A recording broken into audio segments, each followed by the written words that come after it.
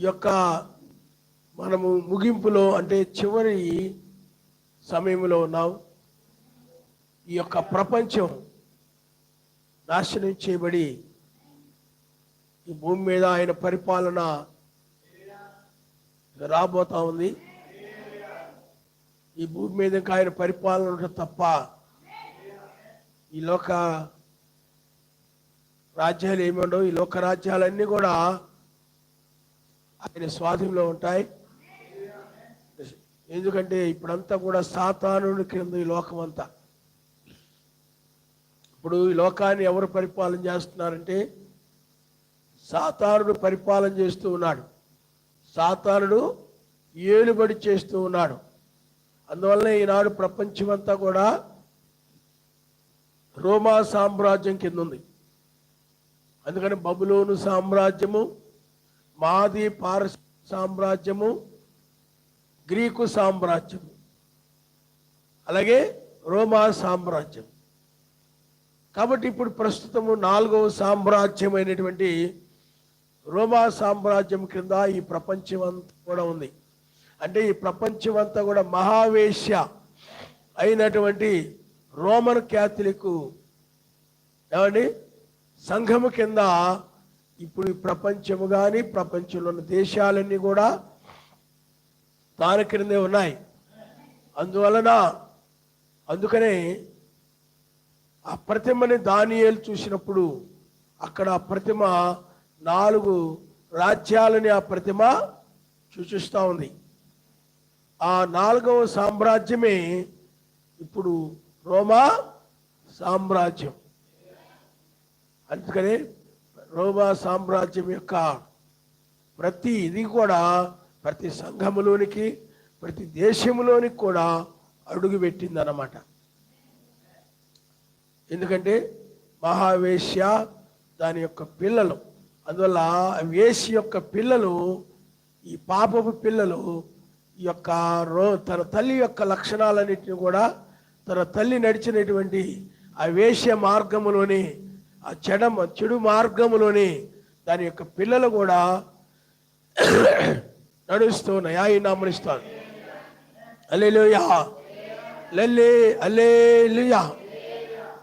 కాబట్టి ఇక్కడ పిల్లరా బైబిల్ ప్రకారముగా మనం ఇప్పుడు రోమా సామ్రాజ్యము అయినటువంటి ఈ కాలములో మనము జీవిస్తూ ఉన్నాం. అయితే తలరాయిగా వచ్చి ఆ రోమా సామ్రాజ్యం మీద పడినప్పుడు, లేకపోతే ఆ పాదముల మీద పడినప్పుడు ఆ ప్రతిమ ఏమైపోయింది చెప్పండి? కూలిపోయింది. అందుకనే బంగారము ఏమండి దానికంటే కొంచెం తక్కువదేని చెప్పండి? వెండి. దానికంటే ఇంకా తక్కువదేమిటి? ఇత్తడి. దానికంటే ఇంకా తక్కువది ఇనుము మరియు మట్టి. 2 కూడా మిళితమైపోయినటువంటి కాలమే ఈ యొక్క రోమా సామ్రాజ్యం యొక్క కాలం. అందుకని 4వది రోమా సామ్రాజ్యము, 4వది రోమా సామ్రాజ్యము. కాబట్టి ఈ రోమా సామ్రాజ్యం యొక్క కాలంలోనే మనము ఈ రోము యొక్క కాలంలోనే మనము ఉన్నాం. ఈ తలరాయిగా 1996లో ఆయన తలరాయిగా రంగం మీదకి ఆయన వచ్చాడు. హల్లెలూయా, హల్లెలూయా. ఆయన 1996లో తలరాయిగా వచ్చాడు. ఈ తలరాయిగా వచ్చినప్పుడు ఆయన ఇప్పుడు మనల్ని రక్షించి అప్పుడు ఆ రోమా సామ్రాజ్యాన్ని ఆయన నాశనం చేస్తాడు. అందుకనే తలరాయి అంటే ప్రేమ అనగా ఎవరు చెప్పండి? ఆయనే. ప్రేమ అనగా ఆయనే. ఆ ప్రేమ స్వరూపిగా ఆ ప్రేమ అయిన మెస్సయే తెల్లవారుజామున ఆయన వేకు చుక్కగా వచ్చాడు. వేకు చుక్కగా వచ్చి రోమా సామ్రాజ్యమును ఆయన మనల్ని నాశనం చేయబోయే ముందుగా మనల్ని ఆయన రక్షించేవాడుగా ఆయన ఉన్నాడు. హల్లెలూయా. తర్వాత మనం ఎత్తబడిన తర్వాత అప్పుడు వేశ్య యొక్క పట్టణమైనటువంటి ఆ యొక్క రోమ్, అలాగే దాని యొక్క రాజ్యము, ఆమె తల్లి అన్నమాట. అందుకని దాని పిల్లలు కూడా ఆ తల్లి మార్గంలో నడిచినటువంటి, దాని పాపములో పాలిభాగస్తులైనటువంటి, ఆ తల్లి యొక్క పాపములో పాలిభాగస్తులైనటువంటి తన పిల్లలు కూడా సమస్తము కూడా నాశనం చేయబడతాయి. అప్పుడు మెస్సయ్య యొక్క పరిపాలన భూమి మీద ఉంటుంది. ఇక్కడ మెస్సయ్య యొక్క పరిపాలన భూమి మీద నివసిస్తుంది. అందుకనే ఆ భూమి మీదే ఆయన పరిపాలనలో మనము ఉండబోతున్నాం. ఆయన నామనిస్తారు. హల్లెలూయా. అందుకని ఆయన పరిపాలనలో ఏముంటే చెప్పండి, 1000 ఏళ్ళు ఆయన పరిపాలిస్తాడు. ఆ పరిపాలనలో ఏముంటది? నీతి, సమాధానము, పరిశుద్ధాత్మేందలి ఆనందం ఉంటుంది. హల్లెలూయా, హల్లెలూయా. అందుకనే ఇప్పుడు మనము ప్రకటన గ్రంథములో ప్రకటన గ్రంథము 2వ అధ్యాయము, ప్రకటన గ్రంథము 2వ అధ్యాయము 18లో మనం చూస్తే,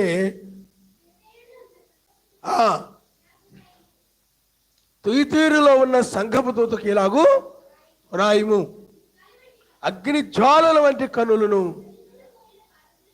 అపరంజిని పోలిన పాదములు గల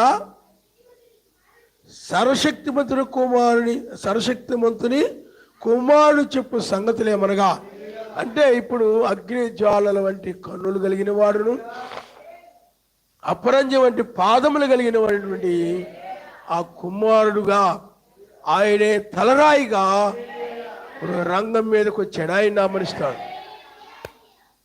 హల్లెలూయా, హల్లెలూయా. అయితే ఇక్కడ పిల్లారా చూడండి, మనము 20 వచనాలు ఒకసారి మనం చదువుకున్నాం. చూడము 19 నుండి చదవండి మరలా. నీ క్రియలను, నీ ప్రేమను, నీ విశ్వాసమును, నీ పరిచర్యను, నీ సహనమును నేను ఎరుగుదును. నీ మొదటి క్రియల కన్నా నీ కడపడి క్రియలు మరి ఎక్కువైనవని ఎరుగుదును. హల్లెలూయా, హల్లెలూయా. అలాగే మరలా ఇక్కడ చూడమ్మా 27 వచనం, లేకపోతే 26 నుండి మీరు చదవండి. నేను నా తండ్రి వలన అధికారము పొందినట్టు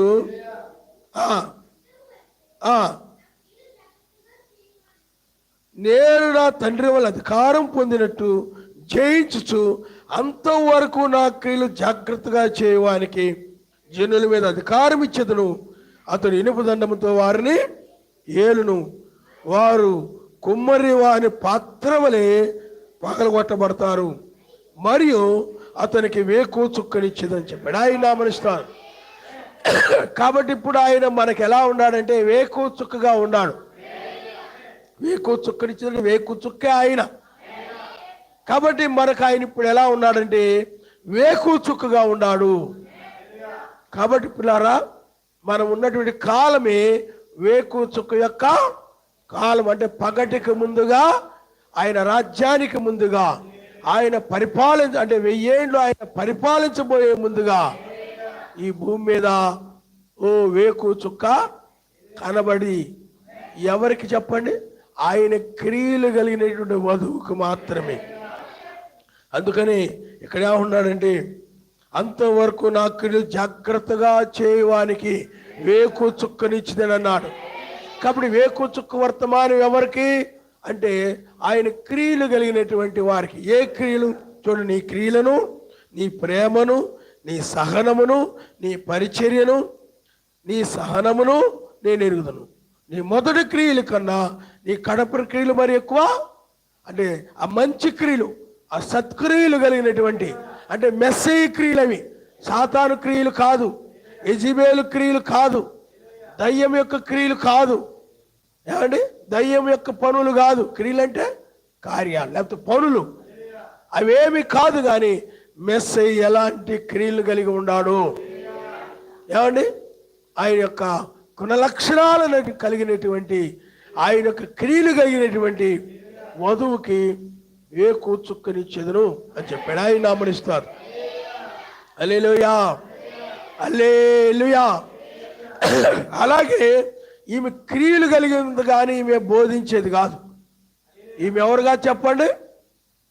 బోధకురాలు కాదు. అదే ఇక్కడ 20 వచనముల నుండి కనుక మనం చదివినట్లయితే, అయినను నీ మీద తప్పు ఒకటి నేను మోపవలసినది, ఏమనగా తాను ప్రవక్తనని చెప్పుకొనుచున్న యెజబెలును స్త్రీని నీ ఉండనిచ్చున్నావు. జారత్వము చేయుటకును విగ్రహముకు బలిచ్చిన వాటిని తినుటకును అది నా దాసులకు బోధించుచు వారిని మోసపరుచున్నది. మారు మనసు పొందుటకు నేను దానికి సమయం ఇచ్చి తిని గాని అది తన జారత్వం విడిచిపెట్టి మారు మనసు పొంద నొల్లదు. ఇదిగో నేను దాన్ని మంచం పట్టించి దానితో కూడా వ్యభిచరించు వారు దాని క్రియల విషయమే మారు మనసు పొందితేనే గాని వారిని బహు శ్రమల పాలు, దాని పిల్లలను నిశ్చయముగా చంపెదను. అందువలన అంతరేంద్రియములను హృదయములను పరీక్షించేవాడు నేనే అని సంఘములనియు తెలుసుకున్నాను. మరియు మీలో ప్రతివానికి వారి వారి క్రియలు చొప్పున ప్రతిఫలము, ఇక్కడ ప్రతివానికి వాని క్రియలు చొప్పున ప్రతిఫలం ఇస్తాను. నేను ఎవరు చెప్పిన? అగ్ని జ్వాలల వంటి కన్నులు కలిగిన వాడును, అపరంజి వంటి పాదములు కలిగిన వాడు. కాబట్టి ప్రకటన గ్రంథం 22వ అధ్యాయంలో ప్రతివానికి వాని క్రియలు బట్టి జీతం ఇస్తానని చెప్పింది ఎవరు చెప్పండి? వేకు చుక్క. కాబట్టి వేకు చుక్క అయినటువంటి ఆ మెస్సయే అగ్ని జ్వాలల వంటి కన్నులు కలిగిన వాడు, అపరంజి వంటి పాదం కలిగిన వాడు.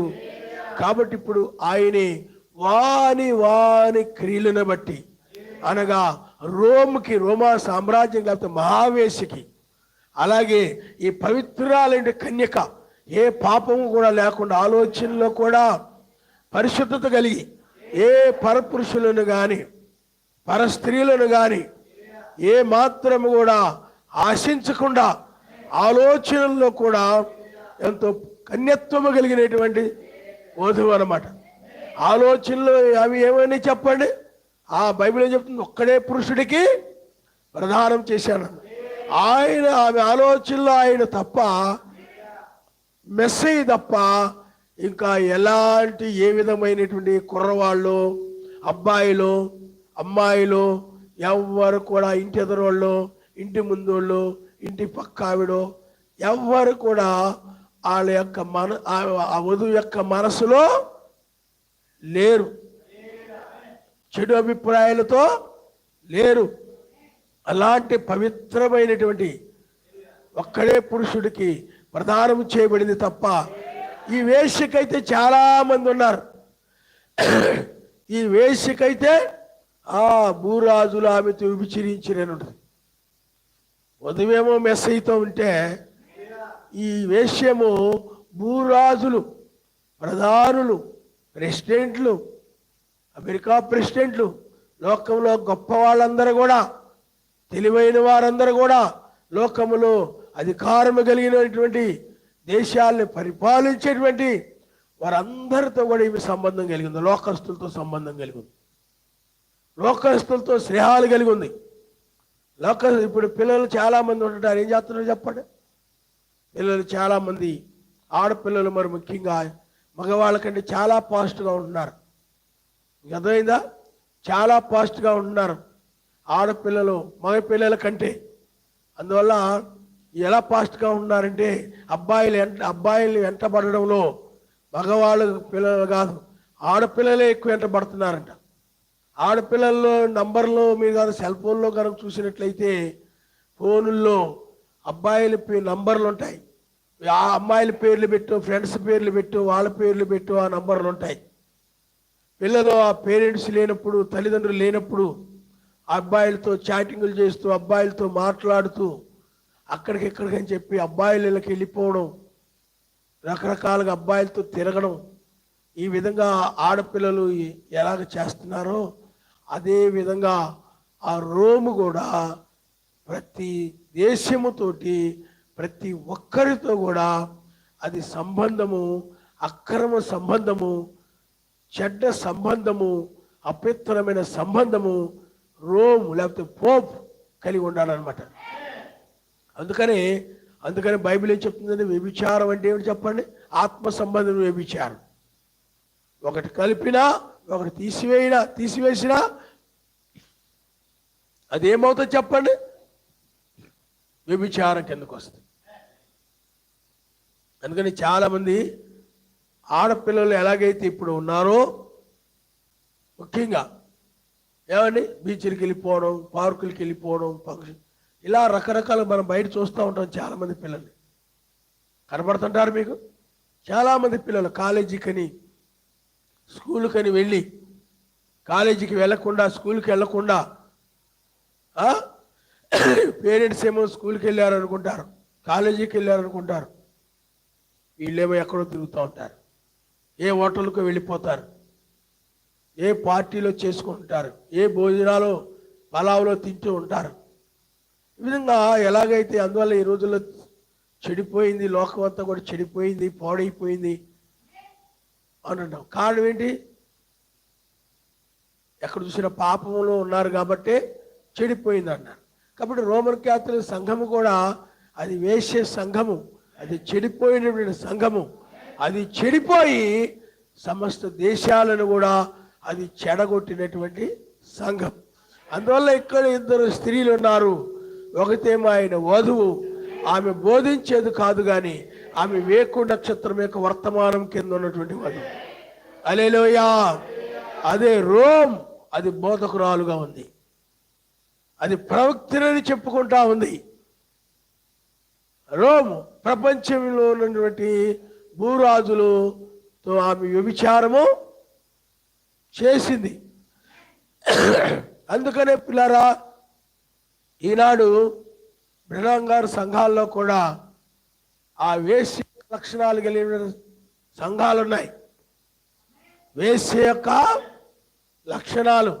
అందుకనే వధువులో ఆ యొక్క వ్యభిచారి అయినటువంటి, ఆ మహావేశ్య అయినటువంటి ఆమె యొక్క స్వభావం వధువు సంఘాల్లో కూడా కనబడతా ఉంది. అది ఎలా తెలుస్తాయంటే, యెజబెలు ఎప్పుడు కూడా మీకు ఒకటే గుర్తు, ఆమె వాక్యాన్ని నమ్మదు. ఆమె ఏం చేయి చెప్పండి? ఆమె ప్రవక్తల్ని నమ్మదు, వాక్యాన్ని ఆమె నమ్మదు, సత్యాన్ని ఆమె నమ్మదు. రోము కూడా ఈ ప్రతి కాలములో కూడా ఆయన పంపినటువంటి దూతలను ఆమె ఏనాడు కూడా నమ్మలేదు. వారు చెప్పేటువంటి మాటలను కూడా ఆమె నమ్మలేదు. కానీ ఆమె అన్య బోధనలు చేసి, లోక బోధనలు, తీర్థము, లెంట దినాలు, క్రిస్టమస్, మరియమ్మ ఆరాధన, ఇలాంటివన్నీ విగ్రహారాధన, ఇవన్నీ కూడా సంఘాల్లో తీసుకొచ్చి అనేక మందిని ఆమె మోసగించినటువంటి స్త్రీగా ఉందన్నమాట, సంఘముగా పిలువబడతా ఉంది. అందువల్ల పిల్లారా, అందుకని వాని క్రియలను బట్టి ఆయన ప్రతిఫలం ఇస్తానని చెప్పాడు. కాబట్టి అందువలన పవిత్రురాలైనటువంటి కన్యక ఉంది, అపిత్రురాలైనటువంటి కన్యక ఉంది. అందుకని చాలామంది పిల్లలు, కానీ ఎందుకు పిల్లలని పాస్టర్ గారు మీరు ఎందుకు అంటున్నారంటే, కన్యకలంటే బైబిల్ చెప్తుంది కాబట్టి. అందుకనే పిల్లలను పోల్చే నేను చెప్తున్నాను అనమాట. మీకు అర్థమైందా? ఇక్కడ తల్లులని కాదు, కన్యకతో పోల్చాడు సమాజాన్ని. అందువల్ల పెళ్ళైనా పెళ్లి కాకపోయినా నువ్వు ఆయన దృష్టిలో కన్యకలాగే ఉండాల. కన్యకలాగానే నాకు పెళ్ళి అయిపోయింది కదా, నేను ఎలా ఉంటే ఏమైందిలే, ఎలా తిరిగితే ఏమైందిలే, ఆన్లైన్లో ఇష్టపడితే తప్పు ఏమైందిలే అన్నట్టుగా ఉంటే నువ్వు ఆయన కన్యకవి కాదు. నువ్వు ఆయన్నే ప్రేమించి ఆయన యొక్క ప్రేమలో ఉన్నటువంటి కన్యకగా ఉండాలి. ఆయన మనిస్తాను. హల్లెలూయా. నిజమైన సమాజము ఆయన యొక్క ప్రేమలో కొనసాగుతోంది. ఆయన యొక్క ప్రేమ కలిగిన మాటలు వింటూ, ప్రేమ కలిగిన వాక్యాన్ని వింటూ, ఆయన ప్రేమలో నడుస్తూ ఉండేటువంటి, అందువల్ల మనము ఈ యొక్క చివరి ప్రేమ, కడవరి ప్రేమ, ఈ ప్రేమ, అందుకని మొదటి రాకల్లో ఉన్న ప్రేమకని ఈ రెండవ రాకల్లో ఉన్న ప్రేమకని సంబంధం ఉంది. మొదటి రాకల్లో ఉన్న ప్రేమ ఏమిటంటే, పిల్లారా అది నీ కోసమో ప్రాణం పెట్టినటువంటి ప్రేమ. ఈ రెండవ రాకల్లో ఉన్న ప్రేమ ఏమిటంటే, రాబోయే ఉగ్రతను తప్పించేటువంటి ప్రేమ. హల్లెలూయా. మొదటి రాకడలో ఆయన తప్పించడానికి నిన్ను తన వధువుగా చేసుకోవడానికి వచ్చాడు. కొనుక్కొని తనదుగా చేసుకొని వెళ్ళాడు. అంటే దాన్నే సంచకరం అంటారు. ఆత్మని సంచకరుని ఇచ్చి వెళ్ళాడు. ఇప్పుడు మనం ఎక్కడైనా గేదెలు కొన్నాం అనుకోండి, మా చిన్నతనంలో మా గేదెలుండి, మా గేదెలను కొనడానికి వచ్చినప్పుడు వాళ్ళు ఏం చేసేవారంటే, ముందు వాళ్ళు బేరం ఆడిన తర్వాత వాళ్ళు కొంత భయాన అంటే సంచకరువు ఇచ్చేవారు అనమాట. ఒక 1000 రూపాయలు 2000 రూపాయలు ఇచ్చేవారు. ఎందుకంటే ఇది ఇక మాది, ఈ గేదె మేము కొన్నాము దీన్ని అంటే మేము ఇంకెవరికి అమ్మకుండా ఉండడానికి, వాళ్ళదని అనిపించుకోవడానికి వాళ్ళు ఏం చేసేవారు చెప్పండి. 1000-2000 ఇచ్చినప్పుడు ఇంకా అప్పుడు మేము ఎవరికి అమ్మడానికి ఉండదు, ఇది వాళ్ళదేరా, ఎప్పటికప్పుడు మిగతా డబ్బులు కట్టి వాళ్ళు తీసుకెళ్ళిపోతారు. మీద ఇప్పుడు ఉదాహరణకి 50,000కి అమ్మామనుకోండి, వాళ్ళు ఒక 5,000 ఇచ్చారనుకోండి, ఇంకెంత ఇవ్వాలి? 45,000 ఇవ్వాలి. మిగతా ఆ డబ్బులు మేము చూసుకొని తీసుకొని వచ్చి అప్పుడు మేము ఈ యొక్క గేదెని తీసుకుపోతాం అని చెప్తారన్నమాట. అలాగే మెస్సయ్య కూడా మన కోసము 2000 సంవత్సరాల క్రితం ఆయన ప్రాణము పెట్టి, పిల్లరా ఆయన నామములో మనకు బాప్తిజాన్ని ఇచ్చి పరిశుద్ధాత్మనే సంచకరువుగా పరిశుద్ధాత్మనిచ్చాడు. ఆయన నామనిస్తారు. 5,000 అడ్వాన్స్ ఎలా ఇస్తారో అలాగే అడ్వాన్స్గా పరిశుద్ధాత్మనిచ్చాడు. ఆ పరిశుద్ధాత్మనిచ్చుడిని బట్టి అడ్వాన్స్ ఇస్తే ఆ కొన్న వ్యక్తిది ఎలా ఉందో అలాగే మనల్ని కొనుక్కున్న మెస్సయ్యకు సంబంధించిన వారంగా మనం ఉన్నాం. హల్లెలూయా. అందుకని 2000 సంవత్సరాల క్రితము ఆయన రక్తమును కార్చి తన వారిగా మనల్ని చేసుకున్నాడు, తన వధువుగా మనల్ని చేసుకున్నాడు. ఇప్పుడైతే మిగతా అడ్వాన్స్, క్షమించండి, మిగతా డబ్బు ఏమిటంటే ఈ యొక్క రెండవ రాకడను గురించి వర్తమానము. ఇది విమోచన వర్తమానము. ఇప్పుడు దీన్ని మనకి ఇస్తున్నాడు, ఆయన అమలుస్తారు. హల్లెలూయా. ఇది ఇచ్చుడు ద్వారా ఏమైపోయింది చెప్పండి, పూర్తిగా మనది. మనకు తెలియజేయాల్సిన విషయాలన్నీ, మనకు బయలుపరచవలసిన విషయాలన్నీ అన్నీ కూడా ఇంకా ఆయన తెలియజేయడం ద్వారా, వీటిని నమ్మడం ద్వారా ఇక పూర్తిగా మనము ఆయన వారం అవుతున్నాము. హల్లెలూయా. అందుకే మిగతాది కూడా ఇవ్వడం అంటే మిగిలిపోయిన వాక్యాన్ని, చివరి వాక్యాన్ని ఏమండి, ఆ వాక్యం అంతా బయలుపరచబడడం ద్వారా ఆయనే వచ్చి బయలుపరచడం ద్వారా, అందుకని 7వ దూత ద్వారా మర్మాలన్నీ బయలుపరచబడ్డాయి. కానీ ఒక మర్మము మాత్రము 7వ దూతకు కానీ ఎవరికి తెలియకుండా రహస్యంగా ఉంచబడి ఉన్నది. అదే ఆయన రాకడి యొక్క రహస్యము, అదే 7వ ముద్ర రహస్యము, అదే తలరాయి యొక్క రహస్యము. ఆ తలరాయిగా ఇప్పుడు వచ్చి అదే ఆయన రాజ్యం అని, అదే తలరాయిగా ఆయన బయలుపరుచుకునే కాలము. హల్లెలూయా, హల్లెలూయా. కాబట్టి పిల్లారా మీరు ఆలోచన చేయండి. ఇప్పుడు మిగతా డబ్బు కట్టి మిగతా విషయాలు తెలియజేసి మీ మర్మముగా నుండి 7వ ముద్రే ఏమండి, మరలా మిగతా డబ్బు. ఇప్పుడు మిగతా డబ్బు అంతా ఏం చేస్తాడు చెప్పండి, ఇచ్చేస్తున్నాడు ఆయన. ఇప్పుడు మనకి 7వ ముద్ర ద్వారా పూర్తి విమోచన. హల్లెలూయా, హల్లెలూయా. కాబట్టి ఇప్పుడు ఎక్కడున్నా మనము తీసుకుని వెళ్ళిపోతున్నాడు అనమాట.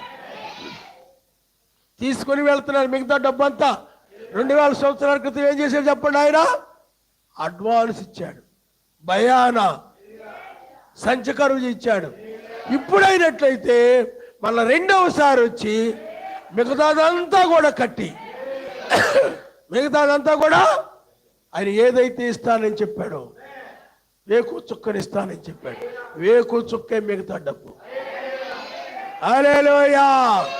నా క్రియలు కలిగినటువంటి, నా ఆత్మ కలిగినటువంటి, సంచకరువు కలిగినటువంటి, పరిశుద్ధాత్మ కలిగినటువంటి, భయానాగి కలిగినటువంటి, తనదని ఏదైతే అనుకున్నాడో, తన క్రియలు కలిగిందే తన వధువు కాబట్టి ఆ వధువుని పూర్తిగా ఇప్పుడు ఆ మిగతా డబ్బును కూడా, మిగతా వెల కూడా చెల్లించి, మిగతా ఇస్తానన్న వాక్యమును కూడా ఇచ్చి, మిగతా బయలుపరుస్తానన్న వాక్యాన్ని కూడా బయలుపరిచి, ఇప్పుడు ఈ వాక్యము ద్వారా ఇక్కడ నుండి విమోచించబడి విడుదల పొంది ఆయనతో పాటు మధ్య ఆకాశమును కొనుగోబడతాం. హల్లెలూయా, హల్లెలూయా. కాబట్టి పిల్లారా, అందుకనే మనం ఇప్పుడు ఇక్కడ ఉన్నాం. ఇంకా అర్థమైందా? ఎక్కడున్నా చెప్పండి. మిగతా డబ్బు కట్టి ఆయన ఇప్పుడు మనల్ని, ఆయన వధువుని తీసుకెళ్ళిపోతున్నాడు. మొదట ఏం చేశాడు చెప్పండి? బాప్తిజం ఇచ్చాడు, పరిశుద్ధాత్మను ఇచ్చాడు, సంచకరువుని ఇచ్చాడు. కానీ ఇప్పుడు మరలా మిగతా రెండవసారి వచ్చి మిగతా డబ్బంతా కట్టి ఇప్పుడు ఆయన వధువుని తీసుకుని వెళ్ళిపోతున్నాడు. హల్లెలూయా, హల్లెలూయా. ఇప్పుడు ఎక్కడున్నా చెప్పండి మనము? రెండవసారి ఆయన వచ్చి మిగతా డబ్బంతా కట్టి మళ్ళీ వచ్చినప్పుడు కడతానన్నాడు ఆయన. మరలా వచ్చి ఇదిగో అడ్వాన్స్ మీ దగ్గర ఉంచండి, 5,000 మీ దగ్గర ఉంచండి, నేను మరలా వస్తాను. మరలా వచ్చి ఈ మిగతాదంతా కూడా కట్టి నేను అప్పుడు తీసుకెళ్తానన్నాడు. ఇప్పుడు తీసుకొని పోవటకు వచ్చాడు. రెండవ రాకడలో ఆయన తీసుకొని పోవడము, మొదటి రాకడలో నిన్ను తనదానిగా చేసుకున్నాడు. తన యొక్క వధువుగా చేసుకున్నాడు. ఆమె నీ కోసం రక్తమును కార్చి ఈమె నాది అని వెళ్ళిపోయాడు. ఆయన నామనిస్తాడు. ఇప్పుడు ఆమె ఎవరికి చెంది ఉన్నదో ఆయనే వచ్చి ఇప్పుడు మరలా ఆమెను తీసుకొని వెళుతూ ఉన్నాడు. తీసుకొని వెళ్ళడానికి వచ్చినటువంటి కాలమే తెల్లవారుజాము. హల్లెలూయా. అదే ఇది కడబోర సమయం అంటారు. కడబోరం రోగగానే రూపాంతరం చెందుతాం. తెల్లవారుజామునే మెస్సీ శరీరము రూపాంతరం చెందింది. హల్లెలూయా. కడబోర స్వరము ధ్వనించగా ప్రియుని స్వరము వినిపించగా, కడబోర స్వరము ధ్వనించగా ప్రియుని స్వరము వినిపించగా, వడివడిగా మేఘాల పై చేరేదా ప్రియమైన దాసుగా కడకేగేదా, వడివడిగా మేఘాల పై చేరేదా ప్రియమైన దాసుగా కడకేగే, మహిమ స్వరూపి మన ప్రియావే మధ్యాకాశాన్ని కీర్తించెను, మహిమ స్వరూపి మన ప్రియావే మధ్యాకాశాన్ని కీర్తించెను, నా ప్రియాశువా సన్నిధిలో వేదన రోదనలో ఉండవు, నా ప్రియ యాశువా సన్నిధిలో వేదన రోదనలో లోండము. హల్లెలూయా స్తుతి గీతాలతో నిత్యము ఆనందమే. గ్లోరీ. హల్లెలూయా స్తుతి గీతాలతో నిత్యము ఆనందమే.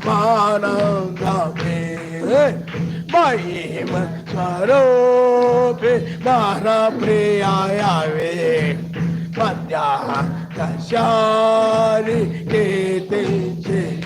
హల్లెలూయా, హల్లెలూయా. కాబట్టి ఆమె విడుదల. దేని నుండి విడుదల పొందింది చెప్పండి?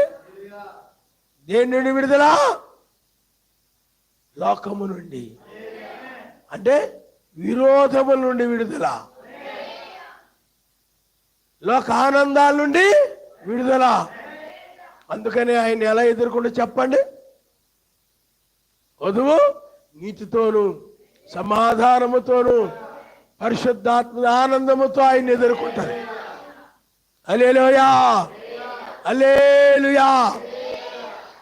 అంతేగాని దుర్నీతితో కుమ్ములాడుకుంటూ గొడవలాడుకుంటూ ముఖం మార్చుకుంటూ ముఖం తిప్పుకుంటూ లోకానందాలతో ఒకరినొకరు అసహించుకుంటూ చేదరించుకుంటూ ఏమండి తిట్టుకుంటూ అక్కడికి వెళ్ళదు ఆయన వధు. ఆయన ఎదుర్కోవడానికి. ఆయన ఎదుర్కొనే వాళ్ళు నీతితో సమాధానంతో పరిశుద్ధాత్మ ఆనందంతో. హల్లెలూయా. అందుకని ఆయన భూమి మీదకు వచ్చి తన వధువుని, అంటే తన కోసం సిద్ధముగా ఉన్నటువంటి వధువుని, తన కోసమే ఆమె సిద్ధముగా ఉంది. ఆయన కోసమే ఆమె సిద్ధంగా ఉంది. దేనికోసం? ఎవరి కోసం చెప్పండి? ఆమెనే తీసుకెళ్ళడానికి వచ్చాడు. హల్లెలూయా, హల్లెలూయా. రెబ్కా చూడండి ఎవరి కోసం సిద్ధంగా ఉంది చెప్పండి? ఇస్సాకు కోసము సిద్ధముగా ఉంది. సిద్ధముగా ఉండి ఇస్సాకుతో పాటు నేను వెళ్ళేదను. ఏమి సందేహించడం కానీ, ఏమి అనుమానము కానీ, ఏమి ఆమెలో లేవు కానీ, ఇంకా నేను సిద్ధంగా లేను, నాకు ఇంకా సమయం ఉంది, నాకు కొంచెం ఆలస్యం ఉంది, మా అమ్మని అడుగుతా, మా నాన్న అడుగుతా, వాళ్ళందరిని అడిగేప్పుడు వాళ్ళు ఏం చెప్తే దాని ప్రకారం నేను నడుస్తా, దాని ప్రకారం నేను చేస్తా అనేటువంటి వధువు కాదు. ఆమె ఆ యొక్క ఎలియాజరు ప్రసంగాన్ని విన్నదనమాట రాత్రంతా. వినేటప్పటికీ ఆమెకు ఇస్సాకు దగ్గరికి వెళ్ళిపోవాలనే మనసు వచ్చేసింది. ఇంకా ఇక్కడ నేను ఉండకూడదు ఇక అని ఎలియాజరు బోధించేటప్పటికి ఎలియాజరు యొక్క మాటలు, అంటే ఇస్సాకును గురించి అబ్రాహాము గురించి బోధించేటప్పటికి ఆ యొక్క రెబెకా యొక్క మనసు ఏమైపోయిందంటే ఆమె యొక్క మనసు మారిపోయింది. ఇంకా ఆమె ఇంకా ఇస్సాకు దగ్గరికి వెళ్ళిపోవాలని సిద్ధపడిపోయింది. ఇంకెవ్వరు మాట వినే పరిస్థితులు లేదు ఆమె. హల్లెలూయా. అలాగే బ్రదర్ గారు వర్తమానం విన్నప్పుడు 5 రకాల పరిచయం, అంటే జాన్సన్ గారు వర్తమానం విన్నప్పుడు, అంటే అయ్యగారు వర్తమానం విన్నప్పుడు నిజమైన వధువు కూడా ఏమండి, అయ్యో ఆయన ఎప్పుడు వస్తే అప్పుడు నేను వెళ్ళిపోవాలి, ఆయన ఎప్పుడు వస్తే ఆయనతో పాటు నేను వెళ్ళిపోవాలి అని చెప్పి ఆ సిద్ధ మనస్సును పొందుకుందనమాట. ఆమెకు ఏమొచ్చింది చెప్పండి? సిద్ధ మనసు వచ్చింది. ఓ ఆయన వస్తే నేను కూడా ఆయనతో పాటు వెళ్ళిపోయాను. ఎందుకంటే అయ్యగారు కానీ బ్రహ్నాం గారు కానీ ఇస్సాకును గురించే బోధించారు, మెస్సీని గురించే బోధించారు. ఇదిగో నీకోసం ఆయన ఇలా ప్రాణం పెట్టాడమ్మా, నీకోసం ఇలా రక్తం చిందించాడమ్మా, ఓ ఇదిగో ఆయన మరలా నిన్ను తీసుకుని వెళ్ళడానికి మరలా ఆయన రాబోతున్నాడమ్మా, ఇదిగో నువ్వు ఈ విధంగా ఉండు, ఆ విధంగా ఉండు, ఆ దేశం అలా ఉండబోతుంది, ఆ రాజ్యం అలా ఉండబోతుంది, ఆయన గొప్ప ఆశీర్వాదం కలిగిన ఆయన, గొప్ప ధనవంతుడు ఆయన అని చెప్పేటప్పటికి ఆమె ఏమైందంటే నిజమైన వధువు ఆయన సిద్ధపడింది. ఓ సిద్ధపడిన వధువుని తీసుకొని వెళ్ళడానికే, ఓ ఆ యొక్క పరిశుద్ధాత్మని సంచగరగలిగిన వధువుని తీసుకొని వెళ్ళడానికి, సిద్ధపడిన వధువుని తీసుకొని వెళ్ళడానికి వేకుచుక్కగా ఆయన వచ్చి, ఓ ఇది విమోచన వర్తమానము, దేహమును విమోచించేటువంటి వాక్యము, మెస్సు యొక్క శరీరము తెల్లవారుజామున ఎలాగా విమోచించబడిందో ఇప్పుడు కూడా విమోచించబడే వాక్యం ఇది. కాబట్టి ఇప్పుడు ఆయన యొక్క వధువు ఈ తెల్లవారుజామున ఆమె యొక్క దేహము విమోచించబడుతుంది. అందుకని ఆమెను తీసుకుని వెళ్ళడానికి వచ్చాడు. ఏ విధంగా చెప్పండి? ఆమెకు ఇవ్వవలసిన వెలను చెల్లించి 7వ ముద్రను బయలుపరిచి తీసుకుని వెళ్ళడానికి వచ్చాడు.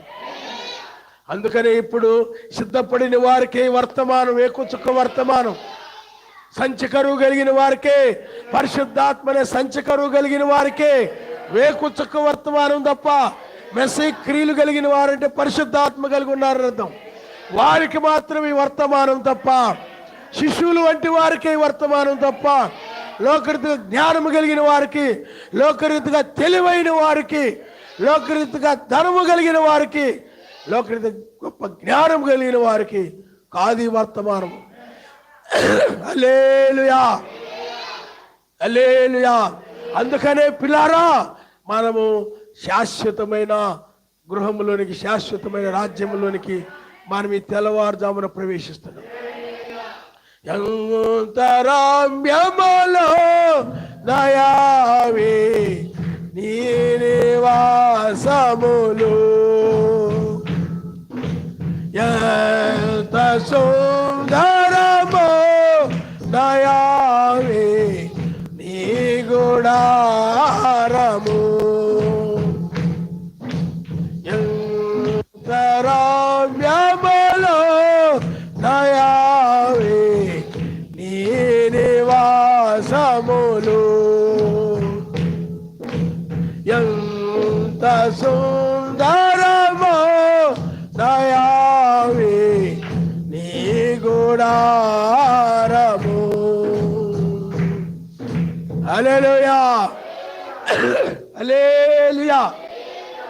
కాబట్టి మనం ఇప్పుడు ఎక్కడున్నామంటే 7వ సంఘకాలములో 4వ జాములో మనమున్నాం. హల్లెలూయా, హల్లెలూయా. చూడండి పిల్లారా, ఇలాగ మనం చూస్తే దానియేలు గ్రంథములో 70 వారాల గురించి ఉందన్నమాట. ఆ 70 వారాలు అవి ఎవరికి సంబంధించినవంటే యూదులకు సంబంధించినవి. ఆ 70 వారాలు యూదులకి. ఎన్ని వారాలు? 70 వారములు. ఈ 70 వారముల్లో ఇలాగా 69.5 అంటే 69 అంటే 7 ఏళ్ళు. ఇప్పుడు నేను అది చెప్పడం లేదు కానీ 69 వారాలు. వారానికి ఎన్ని రోజులు? 7 రోజులు. మరి 70 వారం అంటే 7 రోజులేనా? అప్పట్లో అర్ధవారము 69, అర్ధవారము అంటే హాఫ్. ఎంత? 3.5 సంవత్సరాలు. అంటే మీకు 69 తర్వాత 3.5. ఇక్కడ మెస్సయ్య అంటే మెస్సయ్య రాకడతో 3.5 సంవత్సరాలు అయిపోయి. ఎందుకంటే 3.5 సంవత్సరాలు ఆయన సువార్త బోధించాడు. 33.5 సంవత్సరాలు ఉన్నాడు. 33.5 సంవత్సరాలు ఉన్నాడు. ఆ క్రీస్తు శకం 30 అంటే ఆయన ఆ సంవత్సరములో ఆయన గాడిదను సవారీ చేసుకుంటూ యెరూషలేము వైపు వెళ్ళాడు అనమాట. అది 69వ వారంలో వెళ్ళాడు. 69వ వారంలో వెళ్ళాడు. ఆ తర్వాత అర్ధవారం అంటే 3.5 సంవత్సరాలు ఉన్నాడు. 3.5 సంవత్సరాలు ఇక్కడ ఏం జరిగింది చెప్పండి? సిలువ వేయబడ్డాడు. సిలువ వేయబడ్డాడు. ఈ సిలువ వేయబడిన తర్వాత ఇప్పుడు మరలా ఆయన తర్వాత 7 సంఘకాలాలు వచ్చాయి. 7 సంఘకాలములు. 7 సంఘకాలం వచ్చిన తర్వాత ఇప్పుడు ఈ 7వ సంఘకాలంలోనే 1 2 2 3 4 5 6 7 ఈ 7వ సంఘకాలంలోనే 4 జాములు ఉన్నాయి. సాయంకాలం, అర్ధరాత్రి, కోడి కూసే వేళ, తెల్లవారుజాము. ఎక్కడున్నాం మనం? ఈ తెల్లవారుజాములో ఉన్నాం. హల్లెలూయా. అంటే 7వ సంఘకాలంలోనే తెల్లవారుజాము. ఇక్కడ మనం విమోచించబడుతున్నాం. అంటే ఇక్కడ ఏం చేశాడు ఆయన? సంచకరు ఇచ్చాడు. సంచకరు అంటే పరిశుద్ధాత్మ. నువ్వు ఈ కాలంలో నామంలో బాప్తిజం పొంది పరిశుద్ధాత్మని సంచకరువు పొందుకున్నావు. అర్థమైందా? పొందుకున్నటువంటి సంచకరువు కలిగినటువంటి పొందుకున్నటువంటి వధువుని విమోచించుట కొరకై ఆయన వచ్చి తలరాయిగా వచ్చాడు. తలరాయి, హెడ్ స్టోన్. ఇదే తలరాయి. ఇప్పుడు ఈ తలరాయిగా వచ్చి వధువుని ఏం చేస్తున్నాడు చెప్పండి? విమోచిస్తూ ఉన్నాడు. ఆయనే ప్రేమనే తలరాయి. హల్లెలూయా, హల్లెలూయా. ఇప్పుడు ఆయన వధువు ఈ తెల్లవారుజామున అంటే ఇక్కడ తెల్లవారుజాముది ఏంటి చెప్పండి? కొద్ది సమయం తెల్లవారుజాము. ఈ తెల్లవారుజాములో వధువు, విమోచించబడిన వధువు మిగతా డబ్బంతా కూడా తిరిగి ఇవ్వడానికి వచ్చాడు ఆయన. ఇది తీసుకున్న తర్వాత ఆమెకి, ఎందుకంటే మిగతా డబ్బంతా ఇస్తేనే ఆ పశువు ఏమవుతుందో చెప్పండి? విడిపించుకొని వెళ్ళిపోవడానికి వీలైంది. అంతే, సంచకరు గట్టి తీసుకెళ్తానే కుదరదు. మిగతా డబ్బు కూడా ఏం చేయాలి? ఇప్పుడు కూడా మిగతాదంతా కూడా ఇవ్వడానికి వచ్చి ఇప్పుడు ఇస్తున్నాడు. అంటే ఇవ్వడం అంటే వాళ్ళు డబ్బులు ఇస్తారు, మరి వాక్యాన్ని ఇస్తున్నాడు అనమాట. వాళ్ళ డబ్బు ద్వారా అది విడుదల పొంది ఆ కొన్న వ్యక్తి తీసుకెళ్ళిపోతాడు. అలాగే ఇక్కడ కూడా ఈ వాక్యము ద్వారా మన దేహం విమోచించబడి తీసుకెళ్ళిపోతున్నాడు. హల్లెలూయా. ఇదే వేకు చుక్క యొక్క వాక్యము. హల్లెలూయా. అందుకని ఇప్పుడు పూర్తిగా ఆయనకు సంబంధించిన వారు అయిపోతున్నాం పూర్తిగా. ఎందుకంటే మిగతా డబ్బు, ఇప్పుడు ఒక పశువును కొన్నాం, లేకపోతే గేదెను కొన్నాం, సంచకరువు ఇచ్చాం. మిగతా డబ్బు ఇచ్చినప్పుడే పూర్తిగా అతడు సొంతం అవుతుంది. మిగతా డబ్బు ఇవ్వకుండా వచ్చి తీసుకెళ్తానంటే కుదరదాం, సొంతం అవ్వదాం. ఎందుకంటే నువ్వు సంచకరువు ఇచ్చావు కానీ మిగతాది ఇవ్వలేదు కదా, తీసుకెళ్ళడానికి కుదరదు అంటారు. అలాగే ఇక్కడ కూడా పరిశుద్ధాత్మని ఇచ్చాడు, కానీ మిగతాది ఇంకా ఇవ్వాల్సింది, మిగతాది బయలుపరచాల్సింది. ఎందుకంటే దేహాన్ని విమోచించే వాక్యం ఉంది. 2వ రాకడ 7వ ముద్ర వాక్యాన్ని బయలుపరచడానికి వచ్చాడు. ఇప్పుడు బయలుపరిచి తీసుకుని వెళ్ళేటువంటి, అందుకనే ఇప్పుడు మిగతా వాక్యం అంతా కూడా ఇచ్చినప్పుడు ఇంకా మనం ఆయనకి సంబంధించిన వాళ్ళు అవుతున్నాం. ఇక పూర్తిగా ఈ దేహం విమోచించబడితే పూర్తిగా ఆయన వాళ్ళమే. హల్లెలూయా. అందుకే వచ్చాడు మరలా. ఎందుకు వచ్చాడు చెప్పండి? నేనేదో లోకరీతిగా గొప్ప ధనవంతురాలుగా చేయడానికో, లోకరీతిగా గొప్ప ఐశ్వర్యవంతురాలకు చేయడానికో కాదు, దేహాన్ని విమోచించి తీసుకుని వెళ్ళడానికి తెల్లవారుజామునే వచ్చాడు. తెల్లవారుజామునే దేహం విమోచించబడేది. ఇప్పుడు ఆ వధువు పైకి ఎత్తబడుతుంది. ఇప్పుడు ఈ టైంలోనే మనం ఎత్తబడే టైం ఇది. ఇది ఏ సమయం చెప్పండి? ఎత్తబడే కాలము. ఇదే ఎత్తబడే కాలం. వధువు పైకి వెళ్ళిపోతుంది. ఇక్కడ 3.5 సంవత్సరాలు మధ్యాకాశములో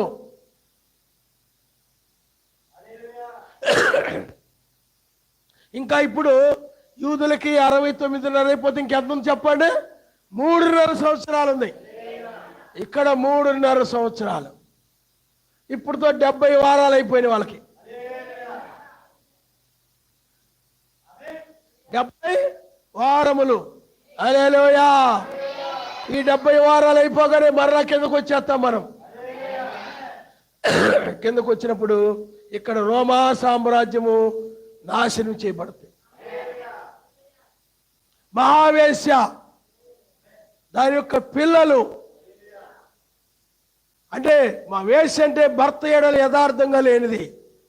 భర్త ఏడ యథార్థం ఉందంటే ఆమె ఎవరితో వివాహం చేసుకుందో ఆ భర్తతో పెళ్ళప్పుడు ప్రమాణం చేయబడింది కాబట్టి ఆ ప్రమాణము ప్రకారముగా ఆ భర్తతో ఉన్నట్లయితే ఆమె యథార్థవంతురాలు అవుతుంది.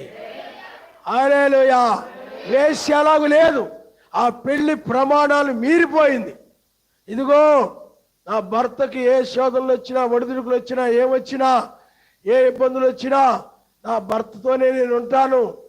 ఎన్ని వచ్చినా ఏమొచ్చినా అలాగే ఆయన కూడా ఇదిగో ఎన్ని ఇబ్బందులు వచ్చినా ఏమొచ్చినా నేను ఆమె ఇద్దరం కలిసి అదే విధంగా మేము ఉండి ఆయన కార్యాల కోసం మేము ఉపయోగపడతాం. ఆయన సేవ చేస్తాం, ఆయన భక్తి చేస్తాం. ఎన్ని శోధనలు వచ్చినా సరే మేము ఒకరినొకరు వదలం, ఒకరినొకరు మేము విడిచిపెట్టాం. కలిసిమెలిసి మేము ఆయన పని చేస్తామని ఆ విధంగా పెళ్ళప్పుడు ఏం చేస్తారు చెప్పండి? ప్రమాణము చేసుకుంటారు. ఆ ప్రమాణానికి కట్టుబడినటువంటి వధువు నిజమైన వధువు. ఆమె యథార్థవంతురాలు. అదే వేశ్య అయినట్టయితే ఆమె భర్త ఎడల పెళ్లి ప్రమాణం ఆమెను మీరిపోయింది. ఆమె ప్రమాణం ఏం చేసిందో పెళ్ళప్పుడు ఆ ప్రమాణం ప్రకారం ఉండాలి. తన భర్తను కలిగి నాకు ఒక్కడే పురుషుడు, నాకు ఈయనే అని ఆయనతోనే ఉండాలి. కానీ ఈ వేశ్య ఏం చేసిందంటే ఆ మెస్సైని వదిలేసి, అంటే మనకు కూడా ఆ వివాహ ప్రమాణం ఎలాగో ఇక్కడ వధువుకి ఆయనకు కూడా ప్రమాణం అలాంటిదే. మీకు అర్థమైందా? ఆయనకి మనకు కూడా ప్రమాణము అలాంటిదే. ఆ ప్రమాణాన్ని బట్టి నిలిచినటువంటి సంఘమే నిజమైన వధువు అయింది. ఇదిగో నీ వాక్య ప్రకారంగా నేను నడుస్తా. ఇక మత్స్యాక బోధల ప్రకారం కానీ, స్త్రీ బోధల ప్రకారం, తీర్థం కానీ, లెంటదని ఏమి వాటి ప్రకారం నడవను. నీ బోధ ప్రకారమే, నీ వాక్య ప్రకారంగా. నీతో ఎన్ని శ్రమలు వచ్చినా, హింసలు వచ్చినా, బాధలు వచ్చినా మెస్సయా నీతోనే ఆ ప్రమాణం చేసిండు వధువు. అలే ఆయన కూడా నిన్ను విడవను ఎడబాయను. ఆ ప్రమాణం ప్రకారం ఉండేది యథార్థమైన వధువు. కానీ వేశ్య ఏం చేసింది చెప్పండి? ఆ సంఘము ఆ విధంగా ప్రమాణం చేసింది. కానీ ఆ తర్వాత ఆ ప్రమాణం ఎడల భయం లేకుండా, ఆ ప్రమాణం ఎడల భక్తి లేకుండా, ఆ ప్రమాణం ప్రకారం ఆ ప్రమాణాన్ని మర్చిపోయి ఆ ప్రమాణం ప్రకారం ఉండకుండా ఎవరు కనపడితే వాళ్ళని మోహపు చూపులు చూస్తూ, చెడ్డ చూపులు చూస్తూ వ్యభిచారం చేస్తా వచ్చింది. బోధల ద్వారా వ్యభిచారం. ఈ బోధన కాక నువ్వు వేరే బోధన నమ్మావంటే వ్యభిచారం కింద లెక్క. బైబిల్లో లేనిదేదండి నమ్మావంటే ఎవరు చెప్పండి? తీర్థము, లెంట దినాలు, స్త్రీ బోధ, క్రిస్మస్, ఈ రకరకాలు ఎన్నో ఉన్నాయి లోకంలో. వాటన్ని నువ్వు ఆ బోధలు నమ్మినట్లయితే నువ్వు వాటితో పాటు వ్యభిచారం చేసినట్టే, ఆ బోధలతో పాటు కలిసిపోయినట్టే. కాబట్టి ఈనాడు వేశ్య అలాగూ లోకముతో కూడా కలిసిపోయింది. అంటే ఇవన్నీ లోక సంబంధమైనవి. బైబిల్లో లేవు. తీర్థం బైబిల్లో లేదు. లెంట దినాలను బైబిల్లో లేవు. ఇవే స్త్రీ బోధ అనేది బైబిల్లో లేవు. లేనివి అన్ని అన్యులలో ఉండేవి, పాపుల్లో ఉండేవి. వీటన్నిటిని కూడా తీసుకొచ్చి ఏం చేసి చెప్పండి? క్రైస్తత్వంలో తీసుకొచ్చి, లేకపోతే వాటిలో ఇవి కలిసిపోయి వేశ్యగా మారిపోయింది రోమన్ క్యాథలిక్ సంఘం. అందువల్ల ఆమె భర్త ఏడు యథార్థంగా లేదు. ఎందుకంటే ఈనాడు నువ్వు కూడా నీ భర్తకి వివాహములో ప్రమాణం చేసిన తర్వాత భార్య భర్త ఇద్దరు కూడా ఒకరి పట్ల ఒకరు యథార్థంగా ఉండాలి. యథార్థంగా ఉండకుండా ఈనాడు చాలా మంది స్త్రీలు కానీ పురుషులు కానీ ఏం చేస్తుంటారు చెప్పండి? అక్రమ సంబంధాలు కలిగి ఉంటారు. అక్రమముగా అక్కడొకరు ఇక్కడొకరు ఉంచుకొని అక్రమ సంబంధాలు కలిగి ఉంటారు. పురుషుడు కానీ స్త్రీ కానీ వేశ్యలు. ఆడోళ్ళు కూడా చాలా మంది అక్రమ సంబంధాలు కలిగి ఉంటారు. వేశ్యలు అక్రమముగా నడుస్తూ ఉంటారు. వేశ్యలు మనుషుల్లో ఎలాగైతే వేశ్యలు ఉన్నారు, పురుషులు ఉన్నారు, స్త్రీలు ఉన్నారు. సంఘం కూడా అదే పరిస్థితిలో ఉంది. రోమన్ క్యాథలిక్ సంఘం సంఘాలని కూడా ఇప్పుడు అదే పరిస్థితులు. అందుకని అవి యథార్థంగా లేవు, యథార్థంగా లేవు. అవి పాపాన్ని కలిగి ఉన్నాయి. అందుకనే ఒక విధంగా చెప్పాలంటే పరిశుద్ధుడైనటువంటి మెస్సయ్యకి ఈమె ప్రమాణం చేయబడి పరిశుద్ధుడితో కాకుండా ఈమె ఏం చేసిందంటే అన్యులతోటి లోకస్తులతోటి. ఈనాడు కూడా చాలా మంది అమ్మాయిలు ఏం చేస్తుంటారు చెప్పండి? లోకస్తుల అబ్బాయిలతోటి, అన్యుల అబ్బాయిలతోటి, విగ్రహ సంబంధం అబ్బాయిలతోటి, మత్స్యాక సంబంధం అబ్బాయిలతోటి తిరుగుతూ ఉంటారు. వాళ్ళు ఎంటబడుతూ ఉంటుంటారు అన్నమాట. వీధి కుక్కల్లాగా. వీధిలో కుక్కలు ఉంటాయి. ఒక ఆడ కుక్క కనపడిందంటే ఓ మగ కుక్కలన్నీ కూడా అట్లా తిరుగుతూ ఉంటాయి. ఆ కుక్క ఎటు పోతుంటే అటు పోతూ ఉంటాయి అనమాట. ఈ అమ్మాయి జీవితం కూడా అలాగే ఉంటుంది. చాలామంది జీవితం కుక్క జీవితం. పిల్లలు ఆడపిల్లలు చాలామంది నీ ఎంత ఎవరైనా 10 మంది మగపిల్లలు ఎవరైనా ఎంటబడి తిరుగుతున్నారంటే నీ ఈదిలో వెళ్ళి ఆ కుక్క ఎంట తిరుగుతున్నట్టుగా నీ ఎంట కూడా తిరుగుతున్నట్లే. ఆ కుక్క నువ్వు ఒకటే. నువ్వు క్రైస్తవురాలు అయ్యండి, ఆయన బిడ్డవై ఉండి అన్యులని లోకస్తుల అబ్బాయిని ఎంట తిప్పుకుంటున్నావు అంటే ఆ వీధి కుక్కలాగా తిరుగుతూ ఉంటారు. తిరుగుతూ ఉంటాయి. ఆ మా కుక్కలన్నీ దాని ఎంట తిరుగుతూ ఉంటాయి ఆ కారుతో వచ్చేటప్పటికి. మీకు అర్థమైందా? ఈ అమ్మాయి అంటే కూడా అలా తిరుగుతూ ఉంటారు. కాలేజీ దగ్గర, స్కూల్లో, రోడ్డు మీద వస్తూ ఉంటే, స్కూల్కి కాలేజ్ అయిపోయాక వస్తూ ఉందనుకోండి కూడా వచ్చేస్తుంటారు. స్కూల్ అయిపోయాక వస్తూ ఉన్నారనుకోండి కూడా వచ్చేస్తుంటారు అబ్బాయిలు. ఆ కుక్కలు వచ్చినట్టు వీళ్ళు గొప్ప అయిపోతుంటారు. వీధి కుక్కల్లా ఉన్నాం అనుకోరు. అలాగే ఆ వీధి కుక్కలా తయారైంది రోమన్ క్యాథలిక్ సంఘం. రోమన్ క్యాథలిక్ సంఘం ఏమైపోయింది చెప్పండి? ఆ వీధి కుక్కలాగా, వీధి ఆడ కుక్క ఉంటుంది కదా, దాని బతుకైపోయింది అనమాట. దాని జీవితం అయిపోయింది. అలాంటి పనికిమాల జీవితం అయిపోయింది. కాబట్టి నిజమైన వధువు ఎత్తబడిన తర్వాత పిల్లారా, యూదులకున్న సమయం మాత్రము శ్రమకాలము. పెండ్లి విందు మధ్యాకాశంలో భూమి మీద శ్రమకాలము 300 సంవత్సరాలు 70వ వారము. కానీ ఇక్కడ 3.5 సంవత్సరం ముగింపులో ఓ పిల్లారా, ఈ వేశ్య భర్త ఎడల యథార్థం, మెస్సయ్య ఎడల యథార్థంగా లేనటువంటి ఈ వేశ్య, నమ్మకముగా లేనటువంటి ఈ వేశ్య ఏమైపో చెప్పండి? రోమన్ క్యాథలిక్ సంఘము నాశనం చేయబడదు. అదే తలరాయిచ్చి రోమా సామ్రాజ్యం మీద పడిపోద్ది అనమాట. అదే దానియేలు గ్రంథంలో చెప్పబడింది. ఆ వేశ్య రాజ్యము నాశనం చేయబడదు. వేశ్య రాజ్యము పాపపు రాజ్యము, చెడ్డ రాజ్యము. అర్థమైందా? అది నాశనము, శాపమంతా కూడా భూమి మీద తుడిచిపెట్టబడదు. ఆమె ఎందుకంటే ఆ వేశ్య అంటే ఒక శాపగ్రస్తురాలు. వేశ్య జీవితము శాపగ్రస్తమైన జీవితం. అలాగూ ఈనాడు అవే గొప్పగా చూపిస్తున్నారు. శరీరాన్ని బాగా అతుక్కుపోయిన బట్టలు వేసుకొని తిరగడం, కాళ్ళగా బాగా అతుక్కుపోయిన బట్టలు వేసుకొని తిరగడం.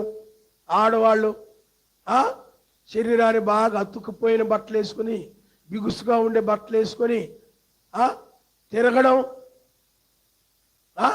ఇలాగూ బాయ్ ఫ్రెండ్స్, గర్ల్ ఫ్రెండ్స్ ఉండి తిరగడం. అది గొప్పని చూపిస్తున్నాయి ఈ సినిమాలు, ఈ సెల్ ఫోనుల్లో, యూట్యూబుల్లో. అవి చూసుకొని ఆ సెల్ ఫోన్లు చూసే పిల్లలు కూడా దారి తప్పిపోతున్నారు. వాళ్ళ ఆలోచనలు కూడా ఏమైపోతున్నాయి? డైవర్ట్ అయిపోతున్నాయి. చెడుదారిలోకి వెళ్ళిపోతున్నాయి, చెడ్డ తలంపులు కలుగుతున్నాయి, మంచి ఆలోచనలు పుట్టడం లేదు. ఎందుకంటే అలాంటివి చూస్తూ అలాంటివి వింటున్నారు. పిల్లలను కూడా తల్లిదండ్రులు కూడా ఎంకరేజ్ చేస్తున్నారు. ఎవరొకరిని చేసుకున్నావమ్మా, సెల్ ఫోన్లో వాట్సాప్లో ఎవరొకరి ద్వారా మాట్లాడితే మాట్లాడావు, కానీ మంచివాడిని చూసుకో, కట్నం అనగుణోడిని చూసుకో, నేను ఎలాగ కట్నం పెట్టలేను నీకు, డబ్బులు ఇవ్వలేను నేను నీకు, కాబట్టి నువ్వు ఎవడొకరిని నువ్వే చూసేసుకో, కానీ వాడు మంచివాడు అయి ఉండాలా, మంచివాడైతే మాత్రం నేను చేసేస్తాను అని పేరెంట్స్ కూడా ఏం చేస్తున్నారు, సెల్ ఫోన్ ఇచ్చి వాళ్ళు ఎంకరేజ్ చేస్తున్నారు చూడమని. మీరంటే మీరు కాదు, బయట లోకం అలా తయారైపోయింది. మీ అమ్మాయి అలా ఎలా తిరుగుతున్నాయా, అలా ఎలా మీకు ఎందుకంటే అన్నారు వాళ్ళు పేరెంట్సే. అర్థమైందా మీకు? ఏమేమి వదిలేసా అమ్మాయిని అలాగా, ఆ 10 మందిని అలాగ కూడా తిరుగుతూ ఉంటారు, ఎవడొకటి చూసుకుంటుంది. అర్థమైందా? స్వయంవరం అనేది జరిగాయి పూర్వం. ఆ అమ్మాయి నచ్చినోడు ఏం చేస్తా చెప్పండి, కోరుకొని ఎన్నుకుంటుంది అనమాట. అలాగే అలా వదిలేస్తారన్నమాట అబ్బాయిల మధ్యకి, కుక్కను వదిలేట్టు.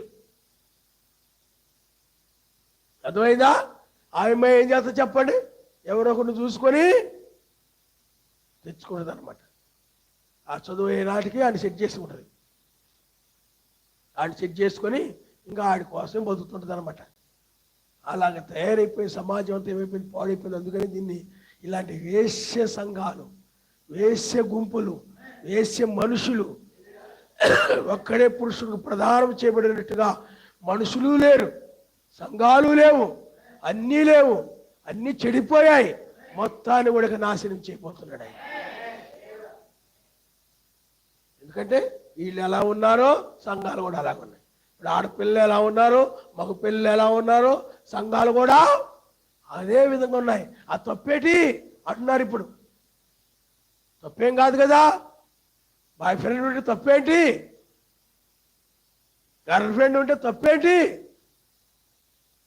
సినిమాల్లో ఉండలేదా, ఆడకలేరా వీళ్ళకలేరా, అమ్మాయి తిరగట్లేదా అబ్బాయి తిరగట్లేదా, నేను తిరిగితే తప్పేంటి, మా తల్లిదండ్రులే మంచోళ్ళు కాదు, అన్ని కట్టుబాట్లు పెడుతుంటారు అంటున్నారు ఇప్పుడు పిల్లలు. చెడిపోయి, ఎందుకంటే ఆ రాజ్య సంబంధంలో మనము, ఆ దేశానికి సంబంధంలో మనము పవిత్రులుగా ఉండాలి. పవిత్రులుగా ఉంటేనే ఆయన తీసుకెళ్తాడు, లేకపోతే ఇక్కడే వదిలేసి వెళ్ళిపోతాడు. అందుకే వేశ్య లక్షణాలు కలిగిన వాళ్ళు వదిలేస్తాడు ఇక్కడే. వేశ్య లక్షణాలు కలిగిన ఆడపిల్లలు ఉన్న సంఘంలో, వేశ్య లక్షణాలు కలిగిన మగపిల్లలున్నా, వేశ్య లక్షణాలు కలిగిన ఆడోళ్ళున్నా, వేశ్య లక్షణాలు కలిగిన మగాళ్ళున్నా, పురుషులు ఏమండి ఉన్నా ప్రమాదమే. నీ భార్య ఉంది, నీ భార్యనే నీ హృదయంలో కలిగి ఉండు, అంతేగాని ఆ పక్కోళ్ళకు ఈ పక్కోళ్ళకు వేశ్య లక్షణాలు కలిగి ఉన్నాను, ప్రమాదంలో పడతారు సుమా. ఆ సంఘం అలా ఉంటేనే ఆ సంఘాన్ని అలా వదిలేస్తున్నాడంటే, నువ్వు కూడా అలా ఉంటే నిన్ను కూడా ఆయన ఏం చేస్తాడు చెప్పండి, వదిలేస్తాడు. అందుకనే ఆయన పవిత్రురాలైన వధువుని తీసుకెళ్ళిపోతాడు, ఆయన నామనిస్తాడు. మిగతా అపవిత్రురాలను ఏం చేస్తాడు చెప్పండి, శ్రమకాలం తర్వాత ఇక్కడే ఆయన నాశనం చేశాడు. ఇంకా అపవిత్రమైంది ఏది కూడా భూమి మీద లేకుండా, అపవిత్రమైన మనుషులు కానీ, అపవిత్రమైన సంఘాలు కానీ, అపవిత్రమైన పురుషులు కానీ, అపవిత్రమైన స్త్రీలు కానీ, మోహపు చూపు చూసేటువంటి ఆళ్ళ వంక వేళ్ల వంక చూసే పురుషులు స్త్రీలు మొత్తం కూడా నాశనం చేయబడతారు. ఆడవాళ్ళు ఎవరైనా కనపడితే అబ్బా ఎంత బాగుందిరా అని మనసులో అనుకున్నావంటే, అబ్బా ముఖ్య ఎంత బాగుందిరా అనుకున్నావంటే, ఆ అందాన్ని ఆశించావంటే నువ్వు జాగ్రత్తం చేసినట్టే, మనస్సులో జరిగిపోయినట్లు లెక్క, పాపం హృదయంలో పాపం జరిగిపోయినట్లు లెక్క అని తాకేనేటి ఆవిడ్ని. నేనేమన్నా ఆవిడ కౌలిగించుకున్నానా పాపం అయిపోవడానికి, కానీ హృదయంలో జరిగిపోయింది. ఇంకా అర్థమైందా? ఆ హృదయంలో జరిగిపోయింది, పైకి చేతికి తప్పేంటి అనుకుని తెగించే ఆడవాళ్ళు కూడా ఉన్నారు. తెగించే మగవాళ్ళు కూడా ఉన్నారు. మోహపు చూపులు చూసుకుని ఆల్రెడీ వ్యభిచారం అయిపోయింది కదండి, మనం చేస్తే తప్పేంటి? నరకంలో ఉంటావు. నీకు తప్పు కాకపోవచ్చు, నీకు పాపం కాకపోవచ్చు, ఆయన దృష్టిలో అది పాపమే, ఆయన దృష్టిలో అది చెడుతనమే, ఆయన దృష్టిలో అది నేరమే. ఎక్కడ ఉంటావు? నరకంలో ఉంటావు. శిక్ష అనుభవిస్తావు నీ పాపానికి. నువ్వు చేసిన చెడ్డ క్రియలకి నువ్వు శిక్షని ఆయన అనుభవిస్తాడు. నీ భర్తకు తెలియకుండా, నీ భార్యకు తెలియకుండా, నీ తల్లిదండ్రులకు తెలియకుండా, ఎవరికి తెలియకుండా నువ్వు చేసే పనులు, నువ్వు సెల్ ఫోన్లో నువ్వు మాట్లాడే మాటలు, నువ్వు పెట్టే మెసేజీలు, నువ్వు చేసే వాట్సాప్లో పెట్టే నువ్వు మెసేజీలు, ఫోటోలు, నీ సెల్ఫీలు, నీ తల్లిదండ్రులకు తెలియకుండా, నీ భర్తకు తెలియకుండా, నీ భార్యకు తెలియకుండా, ఎవరు తెలియకుండా నువ్వు ఎవరెవరు పంపుతున్నావో, ఎవరెవరితో మాట్లాడుతున్నావో, ఏమిటో సమస్తము కూడా ఆయనకు తెలుసు. ఆయన సమస్తం ఆయన చూస్తున్నాడు. అయ్యా నన్ను ఎవరు గమనించట్లేదులే, నేను ఎక్కడో కాలేజీలో ఉన్నాను, మా వాళ్ళు ఎక్కడ ఇంటి దగ్గర ఉన్నారు, వాళ్ళకేం తెలుసు? ఇక్కడ మా అమ్మకు తెలిసిన వాళ్ళు ఎవరు లేరు, మా నాన్నకు తెలిసిన వాళ్ళు ఎవరు లేరు, ఇబ్బంది ఏమి లేదు అనుకుంటాం. కానీ అన్నీ కూడా ఆయన గమనిస్తూనే ఉన్నాడు సుమా. అన్నీ కూడా ఆయన ప్రతిదీ కూడా సమస్తం ఆయనకు తెలుసు. నీ పాపానికి తగిన నువ్వు శిక్షను అనుభవిస్తావు సుమా. ఆ శిక్షను వద్దనుకుంటే ఇప్పుడే అయ్యా నన్ను క్షమించు, ఇంకెప్పుడు కూడా నేను అలాంటి చూపులు చూడకుండా నీ రాజ్యంలో ఉండేలాగా నాకు సాయం చేయను ఆయన. ఎందుకంటే ఒప్పుకొనుట ద్వారానే క్షమాపణ కలుగుతుంది. ఆయన నామనిస్తాడు. నేను దోషినయా, నేను అపరాధినయా అని ఒప్పుకుంటే క్షమాపణ కలుగుతుంది. లేకపోతే ఒకవేళ నీ భర్తకు తెలియకుండా, నీ భార్య తెలియకుండా ఎవరితోనైనా నువ్వు అక్రమ సంబంధం నడుపుతున్నావు అనుకో, మెసేజ్ గురించి తెలుసుకున్న తర్వాత నువ్వు, ఎందుకంటే నీ పెళ్లి ప్రమాణాన్ని మీరిపోయావు కాబట్టి నువ్వు ఎవరితో తిరిగావు, ఎవరితో అక్రమ సంబంధం పెట్టుకున్నావు, లేకపోతే ఏ స్త్రీతో అక్రమ సంబంధం పెట్టుకున్నావో అది వచ్చి నీ భార్య దగ్గర కానీ నీ భర్త దగ్గర కానీ ఒప్పుకోవాలి. తప్పు చేశాను కదా, ఆయన తెలియకుండా ఎవరొకరితో పాపం చేశాను కదా, ఆయన చూడలేదు కదా, ప్రభువా నన్ను క్షమించుకోవా, నేను మా ఆయనకు తెలియకుండా ఫలానా ఆవిడతో అక్రమ సంబంధం కలిగి ఉన్నానయా, నన్ను క్షమించయా. ఓ ఫలాని ఆయనతో నేను అక్రమ సంబంధం కలిగి ఉన్నా, నన్ను క్షమించయా. పైన అవదు, ఏమవదు. నువ్వేం చేయాలి? నువ్వు నీ భర్త విషయంలో నేరస్తురాలివి, నువ్వు భార్య విషయంలో నేరస్తురాలివి, నువ్వు పెళ్ళప్పుడు ఆ ప్రమాణాన్ని మీరిపోయావు. వెళ్ళి నీ భార్య దగ్గర ఒప్పుకో, ఇదిగో నేను ఫలానావిడితో అక్రమంగా ఉన్నాను, సంబంధాన్ని కలిగి ఉన్నాను, నేను తప్పు చేశాను, నేను పాపిని, నన్ను క్షమించని నీ భార్య దగ్గర ఒప్పుకొని, లేకపోతే నువ్వు స్త్రీవైతే నువ్వు అక్రమ సంబంధంగా ఉన్నట్లయితే ఎదరాయనతోటో, పక్క ఆయనతోటో, ముందోళ్ళతోటో, లేకపోతే పనులకి వెళ్ళిన చోట, ఎక్కడో చోట కానీ పొలం పనులకి వెళ్ళిన చోట, లేకపోతే వేరే వేరే చోట్ల ఎక్కడైనా కానీ నువ్వు అక్రమ సంబంధం కలిగి ఉన్నట్లయితే ఆ అక్రమ సంబంధాన్ని, నేను ఫలాని ఆయనతో అక్రమ సంబంధం కలిగి ఉన్నాను, ఫలానా ఆయనతో నేను కూడుకున్నాను, పాపం చేశాను, నన్ను క్షమించు. ఆమె ఒప్పుకోవాలి. నన్ను తిడతాడు, కొడతాడు, కొట్టినా తిట్టినా ఆ దెబ్బల కంటే నరకానుడి తప్పించుకోవడం బెస్ట్. ఒప్పుకుంటే ఆయన తల్లినా కొట్టినా పర్వాలేదు, నువ్వు ఒప్పుకున్నావు కాబట్టి నువ్వు నిర్దోషివి. నీ పాపములు ఆయన సన్నిధిలో ఒప్పుకొని క్షమించబడి పైకి ఎత్తబడతావు. ఆయన నామనిస్తాడు. నాకు వీడియో కాల్ ఇచ్చేస్తాను, ఇచ్చేది. కాబట్టి పిల్లారా, అది కాబట్టి ఆ విధంగా నువ్వు నిర్దోషురాలు కాగలవు తప్ప నువ్వు ఆ విధంగా ఎప్పుడో చేసేలే పర్లేదులే అనుకుని నువ్వు నీ భర్త దగ్గర ఒప్పుకోకుండా ఉన్నట్టయితే, వివాహమైన తర్వాత నువ్వు ఒప్పుకోకుండా ఉన్నట్టయితే ప్రమాదంలో పడతాను. కాబట్టి నువ్వు ఆలోచించుకో. కాబట్టి ఇప్పుడు ఆయన వధువుని విమోచించి తీసుకొని వెళ్ళడానికి వచ్చాడు. మిగతాది వెల చెల్లించి తీసుకొని వెళ్ళడానికి వచ్చాడు. కాబట్టి మనం తీసుకెళ్ళిన తర్వాత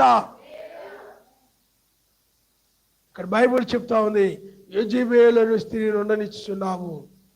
అది తన జాగ్రత్తను విడిచిపెట్టి మారు మనసు పొందడంతే ఆమె వ్యభిచారాన్ని వదిలిపెట్టదు, ఆమె మొహపు చూపులు వదిలిపెట్టదు, మానదు అని చెప్తున్నాడు ఆయన.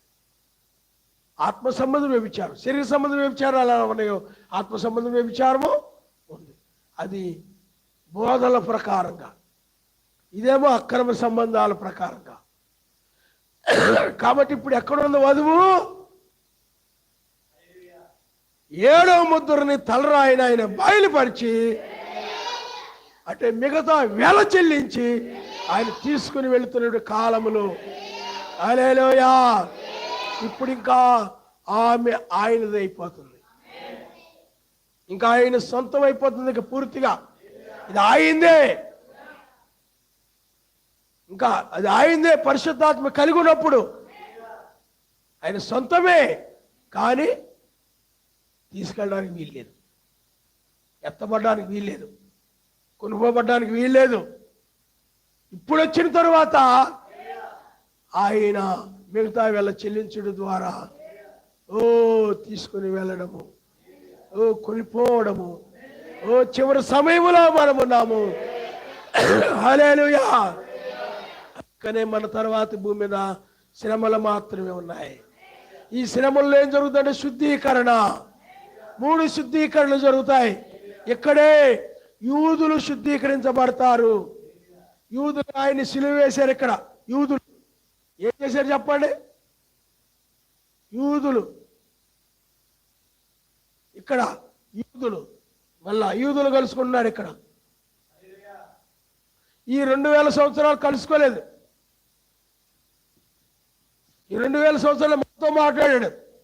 వీళ్ళేమో ప్రపంచం నలుదిక్కుడికి వెళ్ళిపోయారు, మరలా తిరిగి స్వదేశానికి వచ్చారు.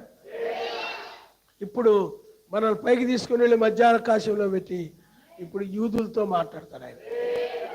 అంటే మన తర్వాత మోషేలా వస్తారు. ఇక్కడ యూదులు శుద్ధీకరించబడతారు, బుద్ధి లేని కనిక శుద్ధీకరించబడుతుంది, తర్వాత భూమి శుద్ధీకరించబడుతుంది. ఆ తర్వాత ఇక్కడ మనము భూమి మీదకి వచ్చేస్తాం.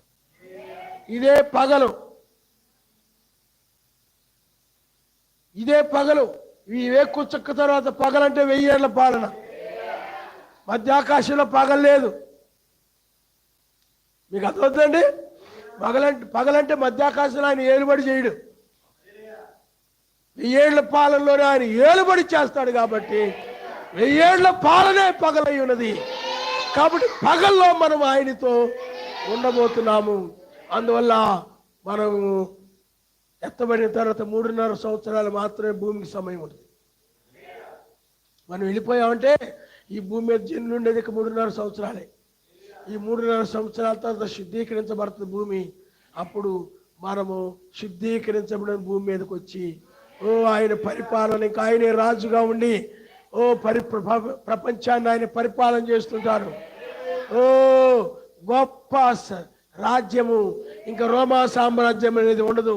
ఇక్కడే 3.5 సంవత్సరాల తర్వాత రోమా సామ్రాజ్యము నాశనం చేయబడుతుంది. అర్థమైందా మీకు? రోమా సామ్రాజ్యము నాశనం చేయబడుతుంది. కాబట్టి చివరి సమయంలో మనం ఉన్నాం. హల్లెలూయా. అందువల్ల నువ్వు ఎత్తబడకపోతే నీకే ప్రమాదం. కాబట్టి ఎత్తబడాలంటే నేను రక్షించాలి. రక్షించేది ఎవరు? ఆయనే. అందువల్లే ఆయన కనికరము కోసము, ఆయన కృప కోసము, ఆయన దయ కోసము ఆయన బ్రతిమలాడుకో. నువ్వు పవిత్రాలైన కన్యకగా ఉన్నావా? ఇప్పుడు ఆయన ఈ దేహాన్ని విమోచించుటకు ఆయన వచ్చాడు. కాబట్టి ఇది విమోచన వాక్యము. లోతుని సొదము నుండి ఎలాగ విమోచించాడు ఆ దూతలు, అలాగే ఇప్పుడు కూడా ఆయనే రంగం మీదకు వచ్చి ఎక్కి రమ్ము, లోకాన్ని విడిచిపెట్టి రమ్ము. ఆయన విమోచకుడుగా వచ్చాడు కాబట్టి ఇప్పుడు మనం విమోచించబడే కాలంలో, మన శరీరము మార్పు చెందే కాలంలో, మర్త్యమైన శరీరము అమర్త్యమైన శరీరముగా మార్చబడే కాలంలో ఉన్నాం కాబట్టి, ఆ శరీరం మార్చేది ఆయనే కాబట్టి, అందువల్ల ఆయన్ని నువ్వు బ్రతిమలాడుకో. సోమరితనంతో ఉండొద్దు సుమా. ఏ కొంచెం కూడా సోమరితనం పనిచేయదు. ఓ సోమరితనం ఆదివారం ప్రార్థన అన్నా, శనివారం ప్రార్థన అన్నా, బుధవారం ప్రార్థన అన్నా, మీటింగ్స్ అన్నా, సోమరితనంగా బద్ధకంగా వెళ్దాంలే చూద్దాంలే, నీకే ప్రమాదం. ప్రమాదంలో పడతావు. బద్ధకంగా ఉండే సమయం కాదు ఇది. చూడండి, మనము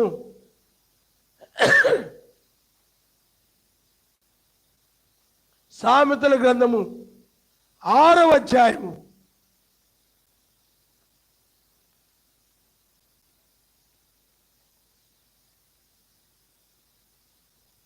6వ వచనం ఒకసారి మీరు చదవండి. సోమరి సోమరి చీమల యొద్దకు వెళ్ళుము, వాటి నడతలు కనిపెట్టి జ్ఞానము తెచ్చుకొనుము. వాటికి న్యాయాధిపతి లేకున్నను, పై విచారణకర్త లేకున్నను, అధిపతి లేకున్నను, అవి వేసవి కాలమందు ఆహారం సిద్ధపరచుకొనును, కోతకాలమందు ధాన్యము కూర్చుకొనును. సోమరి, ఎందాక నీవు పండుకొని ఎందువు, ఎప్పుడు నిద్ర లేచెదవు? ఇక కొంచెము నిద్రించదనని, కొంచెము కునికెదనని, కొంచెం చేతులు ముడుచుకొని పరుండుదనని నీవు అనుచుందువు.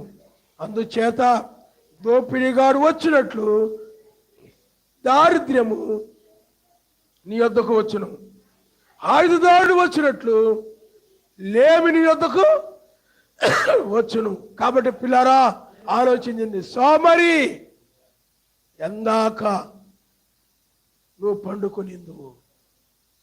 ఎందాక? ఎప్పుడు సోమరి పడుకొనే ఉంటాడు,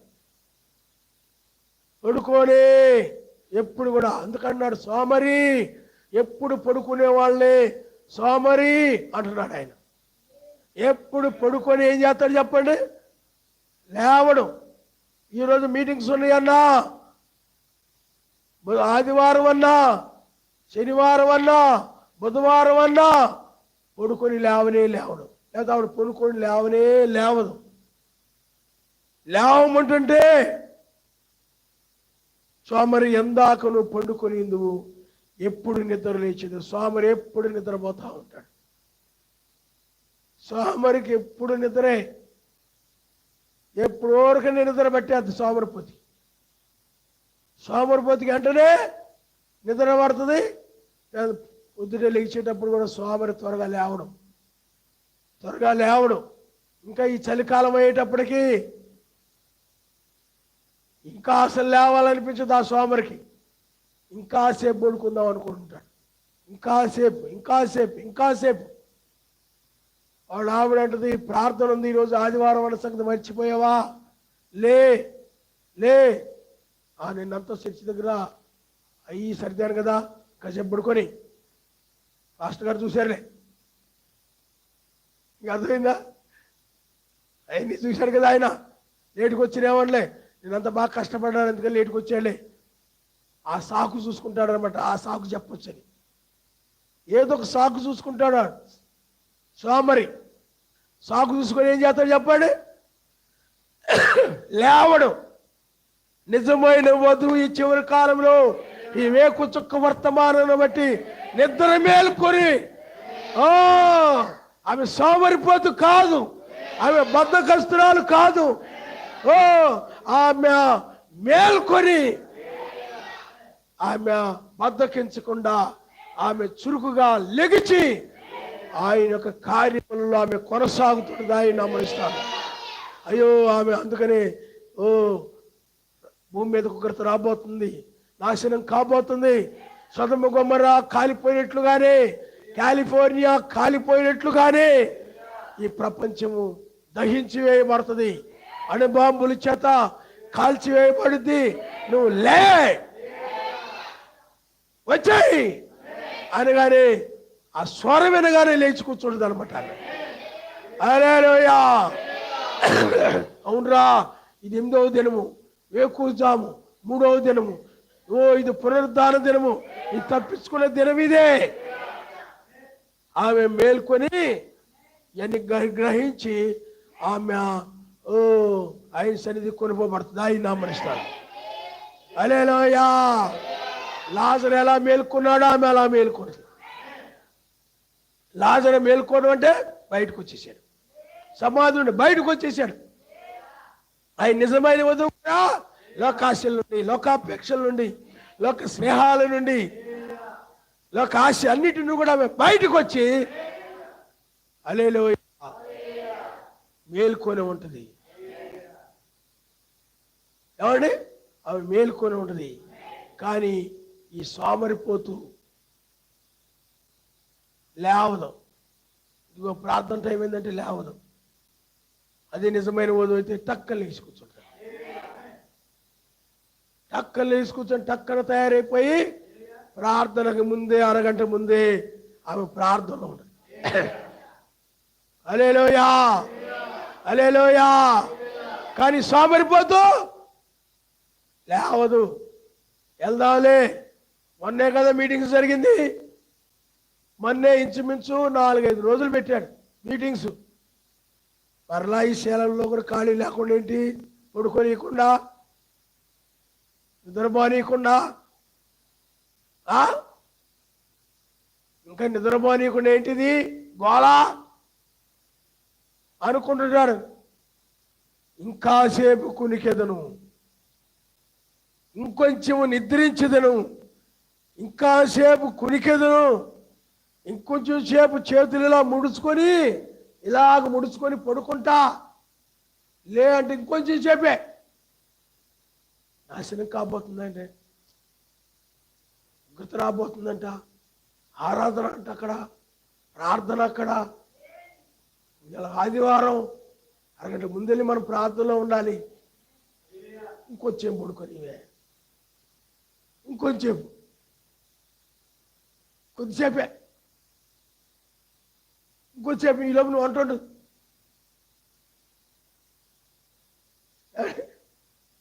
కాసేపు, కొద్దిసేపు ముడుచుకుంటా ఉంటాడు అనమాట. దుప్పటి కప్పుకొని ముడుచుకొని అటు ఇటు దొరుకుతుంటాడు. సోమరి ఎందాక నిద్రిస్తావు, ఎందాక ఇంకా మంచం మీద దొర్లుతూ ఉంటావు, ఆయన ఉగ్రత రాబోతుంది అన్నప్పటికీ కూడా ఇంకాసేపు నేను లోకాశల్లో ఉంటా, ఇంకాసేపు నేను లోకంలో తిరుగుతా, ఇంకాసేపు నేను ఈ పాపంలో ఉంటా, తర్వాత వదిలేస్తాను ఈ పాపాన్ని, ఇంకొంచేపే నేను ఈ లోకాన్ని ప్రేమిస్తూ ఉంటాను, ఈ కొద్ది సమయమే, కొంచెంసేపే లోకస్తులతో సహవాసం చేస్తూ వాడితో పాటు తిరుగుతూ ఉంటా, కొద్దిసేపే, కొద్ది కాలమే, తర్వాత లెగిసిపోతానులే, తర్వాత మీతో పాటు నేను మధ్యాకాశానికి వస్తానులే, ఇంకాసేపే. ఎప్పుడు నుండి చెప్తున్నారు కదా ఎత్తబడతావు అని, అవ్వలేదు కదా, ఇంకా టైం ఉందలే అని ఇంకా లోకంలో పడుకోవాలనుకుంటాడు, లోకాశల్లో పడుకోవాలనుకుంటాడు, లోకానందాల్లో పడుకోవాలనుకుంటాడు, లోక సంతోషాల్లో పడుకోవాలనుకుంటాడు. పొద్దుపోయేదాకా 1 గంట 2 గంటలు సెల్ ఫోన్ చూస్తా అలా కూర్చుంటాడు. ఇంకా ఆ పిల్లలు కూడా అలాగే ఉంటారు. మగ పిల్లలు కానీ ఆడపిల్లలు కానీ, మగ పిల్లలు కానీ ఆడపిల్లలు కానీ వీడియో గేమ్లు ఆడుకుంటారు. దుప్పటి కప్పుకొని, దుప్పట్లో పెట్టుకొని బయటకైతే చూస్తారని. కొంతమంది పిల్లలు ఏం చేస్తారో తెలుసా, వాళ్ళ పేరెంట్స్ని పడుకొనిచ్చి నిద్రపోనిచ్చి అప్పుడు సెల్ ఫోన్ బయటికి తెస్తారు, అప్పుడు తీసి ఆడుతూ ఉంటారు, అప్పుడు పంపుతూ ఉంటారు మెసేజ్, అప్పుడు మాట్లాడుతూ ఉంటారు. అప్పుడు ఆడు కూడా అలా మేల్కొని ఉంటాడు అక్కడ. ఆ కాలేజీ కుర్రోడో, స్కూల్లో కుర్రోడో, లేకపోతే వీధిలో కుర్రోడో, ఎక్కడో. మీకు అర్థమైందా? అప్పుడు ఇంక ఈ వ్యవహారం అంతా జరుగుతుంది. పేరెంట్స్ లేచేటప్పుడు దుప్పుడు పడుకుంటారు. అలా చేస్తుంటారు అనమాట. తెల్లారి ఎర్లీగా లేవమంటే లేవరు, పెందలాడ పడుకోరు. ఎల్లిగా లేవమంటే లేవరు. ఈ తల్లిదండ్రులు కూడా ఏమి అనరు. సెల్ ఫోన్ చూడొద్దు, అది చూడొద్దు అన్నాం అనుకోండి, మళ్ళీ రేపు పిల్లలు ఆ సెల్ ఫోన్ వాళ్ళు చూసి వీళ్ళకి చూపించరని వాళ్ళు ఏమనుకుని ఉన్నాం అనుకోండి, వాళ్ళు చూసి మనం కూడా పక్కనకి వచ్చి ఈ అని నవ్వొచ్చని. వీళ్ళు తెలివైన వాళ్ళే, వీళ్ళు కూడా తెలివైన వాళ్ళే, పేరెంట్స్ కూడా. వాళ్ళతో పాటు నరకానికి పోదామని. అర్థమైందా? పిల్లల్ని ఏం చేస్తారు, ఏమైనా వ్యర్థమైన లోక సంబంధం వ్యర్థమైన పరికరాన్ని చూస్తున్నారు అనుకోండి, ఏమనరు, ఏమి అనరు. అన్నావు అనుకో, రేపు మళ్ళీ చూపించరు కదా వాళ్ళు పిల్లలు. అనకుండా ఉంటే వాళ్ళు చూస్తున్నప్పుడు ఇది కూడా పక్కన కూర్చొని ఏంటి నువ్వు చూస్తున్నా, చూసి భలే ఉంది, చాలా బాగా వినపడుతుంది, ఇంకా ఇలాంటివి ఉన్నాయా, ఇలాంటివి ఉన్నాయా, ఇంకా చూపించు అని కూర్చొని పక్కన కూర్చొని చక్కగా పేరెంట్స్ చూస్తూ ఉంటారన్నమాట. అందుకనే సెల్ ఫోన్ వద్దని అన్నారు పిల్లల్ని. ఎందుకంటే పిల్లలే చక్కగా వీళ్ళకేం ఓపెన్ చేయడం రాదు, ఆన్ చేయడం రాదు, ఏది ఎక్కడే ఉండదో తెలీదు. పిల్లలు చక్కగా చూపిస్తారు కాబట్టి సెల్ ఫోన్ పిల్లలకు వద్దన్నాం అనుకుంటే రేపు ఏమి చూపించరు. వీళ్ళకి కూడా చూడాలని ఉంటుంది మనసు. పైకి ఏదో బుద్ధిమంతులా ఇక్కడ కూర్చొని ఉంటారు కానీ వింటుంటారు కానీ, అందుకే పిల్లలకు కూడా తెలుసు. పిల్లలు ఏమనుకుంటారంటే పాస్టర్ గారు అలా చెప్తున్నారు కానీ మమ్మల్ని అన్నారు కానీ సెల్ ఫోన్ అని మా దగ్గర కూర్చొని మా అమ్మ చూడలేదా, అవి చూపించమని మా అమ్మ అడగడం లేదా, అవన్నీ చక్కగా చూస్తూ ఉంటుంది మా అమ్మ. మా నాన్న కూడా చక్కగా చూస్తూ ఉంటే ఇంకేది ఇంకేది ఏ సెల్లో ఉన్నది, ఎక్కడున్నది నాకు పంపు అంటాడు ఆయన. ఇంకా మా నాన్న అలాగే మా నాన్న కూడా చూస్తూ ఉంటాడు. పాస్టర్ గారి సంగతి తెలీదు, అస్తమాను పిల్లలు వీడియో గేములు అంటున్నాడు కానీ మాతో పాటు కూర్చొని మా అమ్మ మా నాన్న కూడా చూస్తున్నారు సంగతి అని తెలీదు. అందుకనే మమ్మల్ని ఏమన్నారు సెల్ ఫోన్ పట్టుకొని తిరుగుతున్నా కానీ, ఎందుకంటే మా అమ్మోళ్ళు కూడా వాళ్ళు చూస్తుంటారు కదా, మరి ఆ సెల్ ఫోన్ కొనిచ్చేదే వాళ్ళకి మనసులో చూడాలని ఇష్టం ఉండే మాకు కొనిస్తారు. వాళ్ళకి ఇష్టం ఉండే లోపల ఏం చేస్తారు చెప్పండి, మాకు కొనిస్తారు. మేము అడగగానే 10,000 అయినా 15,000 అయినా కొనిస్తుంటారు. ఈ విషయం పాస్టర్ గారికి తెలీదు. అలా ఉంటే నీవు పిల్లలతో పాటు ప్రమాదంలో ఉన్నట్టే, నువ్వు పిల్లలతో పాటు గుర్తులో ఉన్నట్టే. ఎందుకంటే ఏ లోకాన్ని అయితే కాల్చివేయబోతున్నాడో ఆ లోకాన్ని నువ్వు కూడా చక్కగా సెల్ ఫోన్లో పిల్లలతో పాటు చూస్తూ ఆనందిస్తున్నావు, సంతోషపడుతున్నావు. అర్థమైందా? అందువలన నువ్వు ఒకవేళ పిల్లల గురించి చెప్పినా, వీడియో గేమ్లు ఆడొద్దు, సెల్ ఫోన్లు దూరంగా ఉండని చెప్పినా పాస్టర్ గారికి ఎందుకు అలా చెప్తాడు, ఇంటికి వెళ్ళాక నేను చూడాలి కదా. అలాంటి తల్లులు ఉన్నారు, అలాంటి తల్లిదండ్రులు ఉన్నారు, ఏమి అనరు వాళ్ళు. ఎందుకంటే పిల్లలు కూడా వాళ్ళకి చూపిస్తూ ఉంటారు కాబట్టి వాటిలో పేరెంట్స్ కూడా ఆనందపడిపోతుంటారు కాబట్టి అందువల్ల పిల్లలు ఆడుకుంటున్నా చూసుకున్నా ఏమి అంటారు. ఎందుకంటే ఒకవేళ అన్నావు అనుకో, మమ్మీ నువ్వు వచ్చి మనం కూర్చొని చూసావు కదా, నా దగ్గర కూర్చొని ఇప్పుడు తీసేయమంటావేంటి, నువ్వు చూస్తే ఒకటను మేము చూస్తుంటే వద్దంటావా అని అడుగుతారు పిల్లలు. అర్థమైందా? అంతేనా కదా? అందుకని ఏమి అనరు అనమాట. ఎవరైనా పిల్లలు వీడియో గేమ్లు చూస్తున్నారు అనుకోండి, వీడియోలు ఏమైనా చూస్తున్నారు అనుకోండి, పనికిరాని ఏమైనా అన్నారు అంటే మళ్ళీ ఏమడుగుతారు చెప్పండి, నువ్వు మనం చూడలేదంట మమ్మీ, నువ్వు కూడా కూర్చొని చూసావు కదా నా పక్కన, ఇప్పుడు మళ్ళీ ఎందుకు నువ్వు పాస్టర్ గారు అక్కడ చెప్పారని చెప్పి ఇక్కడికి వచ్చాకేమో చల్దీ అన్నావు. నువ్వు అప్పుడు ఆ పక్కన తమ్ముడు వాళ్ళ అన్నో అలా అక్కో చెల్లి అంటది, ఊరుకోవే ఈరోజు వాక్యం వచ్చి అలా అంటుంది, కానీ రేపు మళ్ళీ మనల్ని చూపించమని అడుగుతుందిలే. ఇచ్చే సెల్ మళ్ళీ ఇచ్చేస్తుంది. మా అమ్మకి నాన్నకి చూడాలనిపించినప్పుడు మళ్ళీ సెల్ తీసి చూపించమని అడుగుతారులే. అవన్నీ పిల్లలకు తెలుసు. నువ్వు కూడా అలాంటి వ్యక్తి, మా నాన్న కూడా అలాంటివాడే, మా అమ్మ కూడా అలాంటిదని వాళ్ళకి తెలుసు. అందుకని వాళ్ళు కూడా సెల్ ఫోన్ మానరు. నీకు కూడా సెల్ ఫోన్ అంటే ఇష్టమని వాళ్ళకి తెలుసు, లోకం అంటే నీకు కూడా ఇష్టమని వాళ్ళకి తెలుసు. అందుకని వాళ్ళు కూడా చక్కగా నువ్వు ఏంటంటావో ఏ చూస్తుంటావో అలా ఆత్మ సంబంధం వాడు ఉపయోగించుకుంటే తప్పు కాదు, కానీ నీకు వాటి మీద ఇంట్రెస్ట్ ఉండదు. నువ్వు ఏంటంటావో అందువల్ల మా నాన్న కూడా వింటున్నాడు, మా అమ్మ కూడా వింటా ఉందో చూస్తూ ఉన్నారు, నేను చూస్తే తప్పేంటి,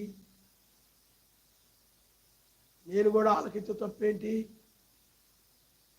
అందువల్ల సమాజం ఏమైపోయింది చెప్పండి? చెడిపోయింది. నువ్వు రాజకీయ సంబంధం, లోక సంబంధమైనయో ఏవో వార్తలో, పనికిరాని వార్తలో ఏవో పెట్టుకొని వింటూ ఉంటుంటావు. ఆత్మ సంబంధం ఏ వినవు. పిల్లలు ఉన్నారని అయ్యో నేను ఏ వింటే వాళ్ళు కూడా ఏంటుంటారే, కాబట్టి నేను ఆత్మ సంబంధ విషయాలు వింటా ఉంటే, ఆత్మ సంబంధ వాక్యం వింటా ఉంటే పిల్లలు కూడా వింటా ఉంటారే. కాబట్టి పిల్లలు కూడా నేను ఏ ఇంటే వింటారు, కాబట్టి నేను ఆత్మ సంబంధం విందాం, పిల్లలు కూడా వింటారు అని నీకు ఈ బుద్ధి జ్ఞానం ఏమీ ఉండదు నీకు. నువ్వు కూడా లోక విషయాలని కూడా చక్కగా ఏదైనా అవసరమై కాలిపోయారు, ఏదో కాలిపోయింది ఏమండి, అలాంటిది ఏదైనా బైబిల్కి రిలేషన్గా ఉండేవి, బైబిల్కి సంబంధించిన ఏమని అంటే అంతవరకే తప్ప. మీకు అర్థమైందా? ప్రతి పనికి మనకు కొన్నిసార్లు చేయి తగిలి ఆనవుపోతాయి. ఏంటిదో గమనించింది, వ్యర్థమైంది తోసేయాలి.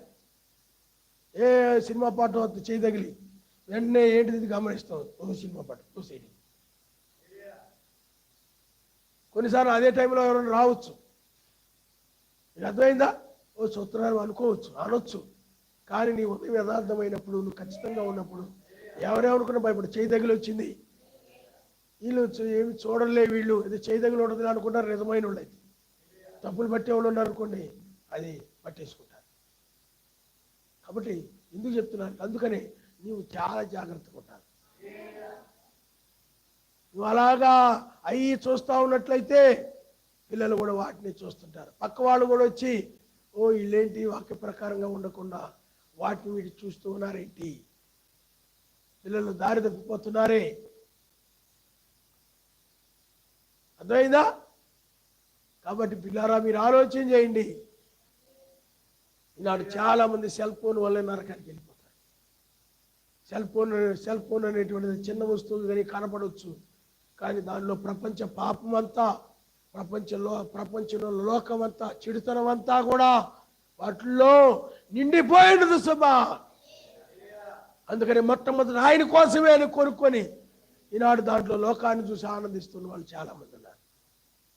అందువల్ల నువ్వు ప్రమాదంలో పడకుండా ఉండాలంటే పొద్దుపోయిందాకా సెల్ ఫోన్ చూస్తూ దాన్ని తిప్పుతూ ఆడిస్తూ కూర్చొనుండి, రేపు ఆదివారం ఆరాధన అంటే పొద్దుపోయిందాకా సెల్ ఫోన్ చూస్తూ ఉండి నిద్ర లేవు, బద్ధకంగా పడుకొని ఉంటావు.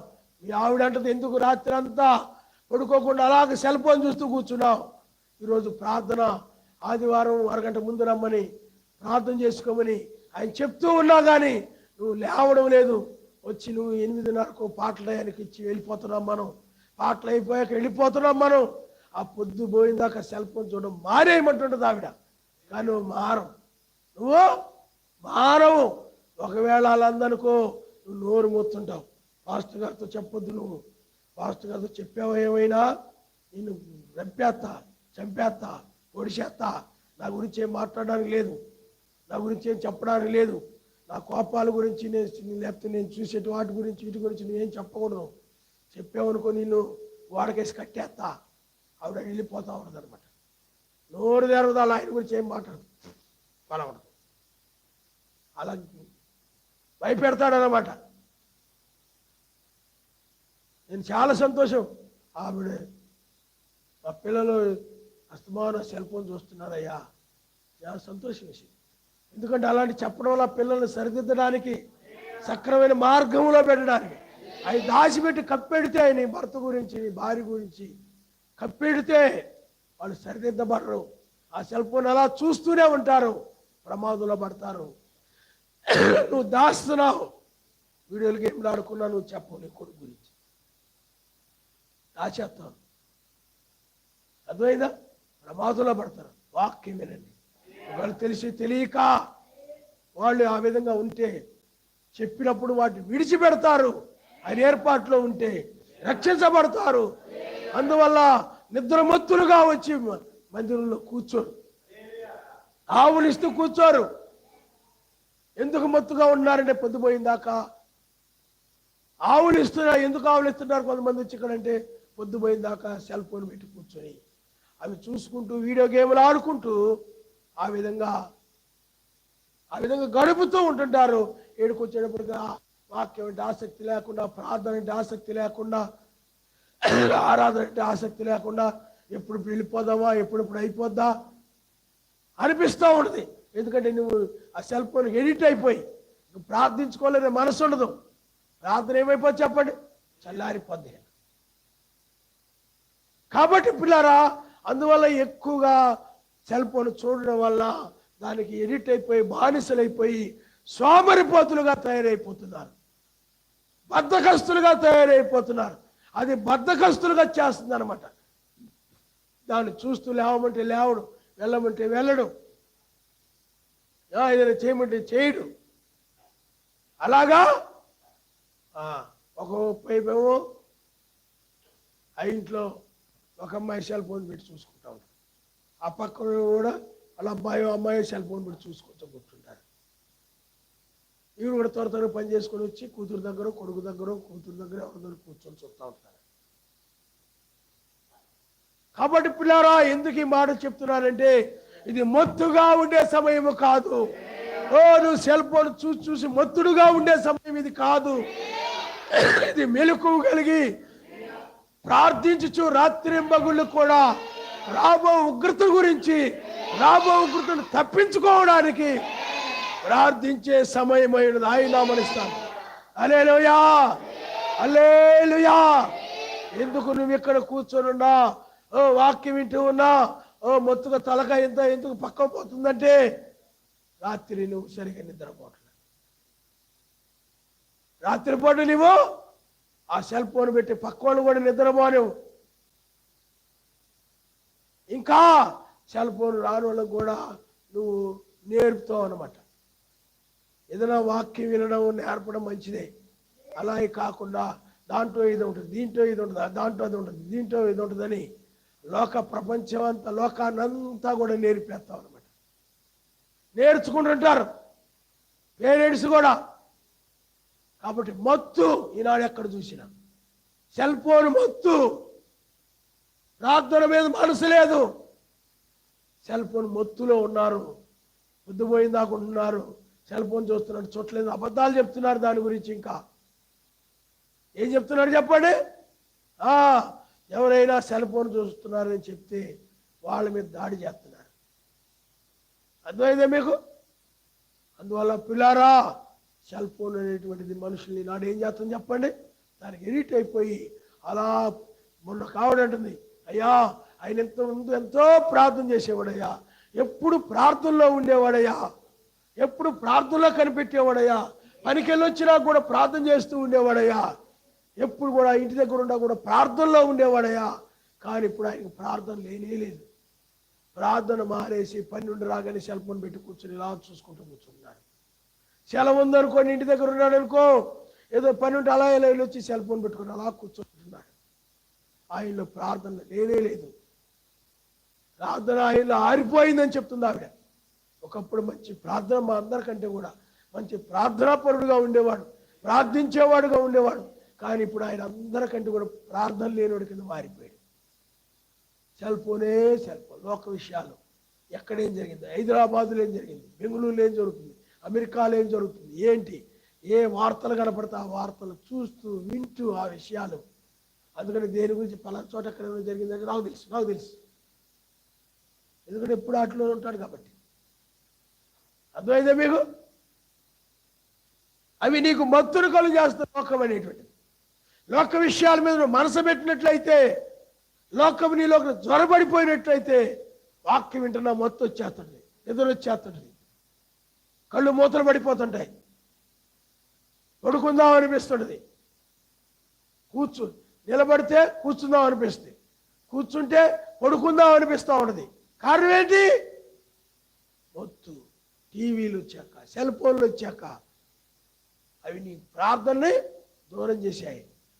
అది సరిగా ఉపయోగించుకుంటే ఆశీర్వాదమే, కానీ అవి గనక లోకరీతిగా ఉపయోగించుకుంటే ఆ ఇంటికి దరిద్రమే, ఆ ఇంటికి శాపమే. వాళ్ళకి దరిద్రం వచ్చును.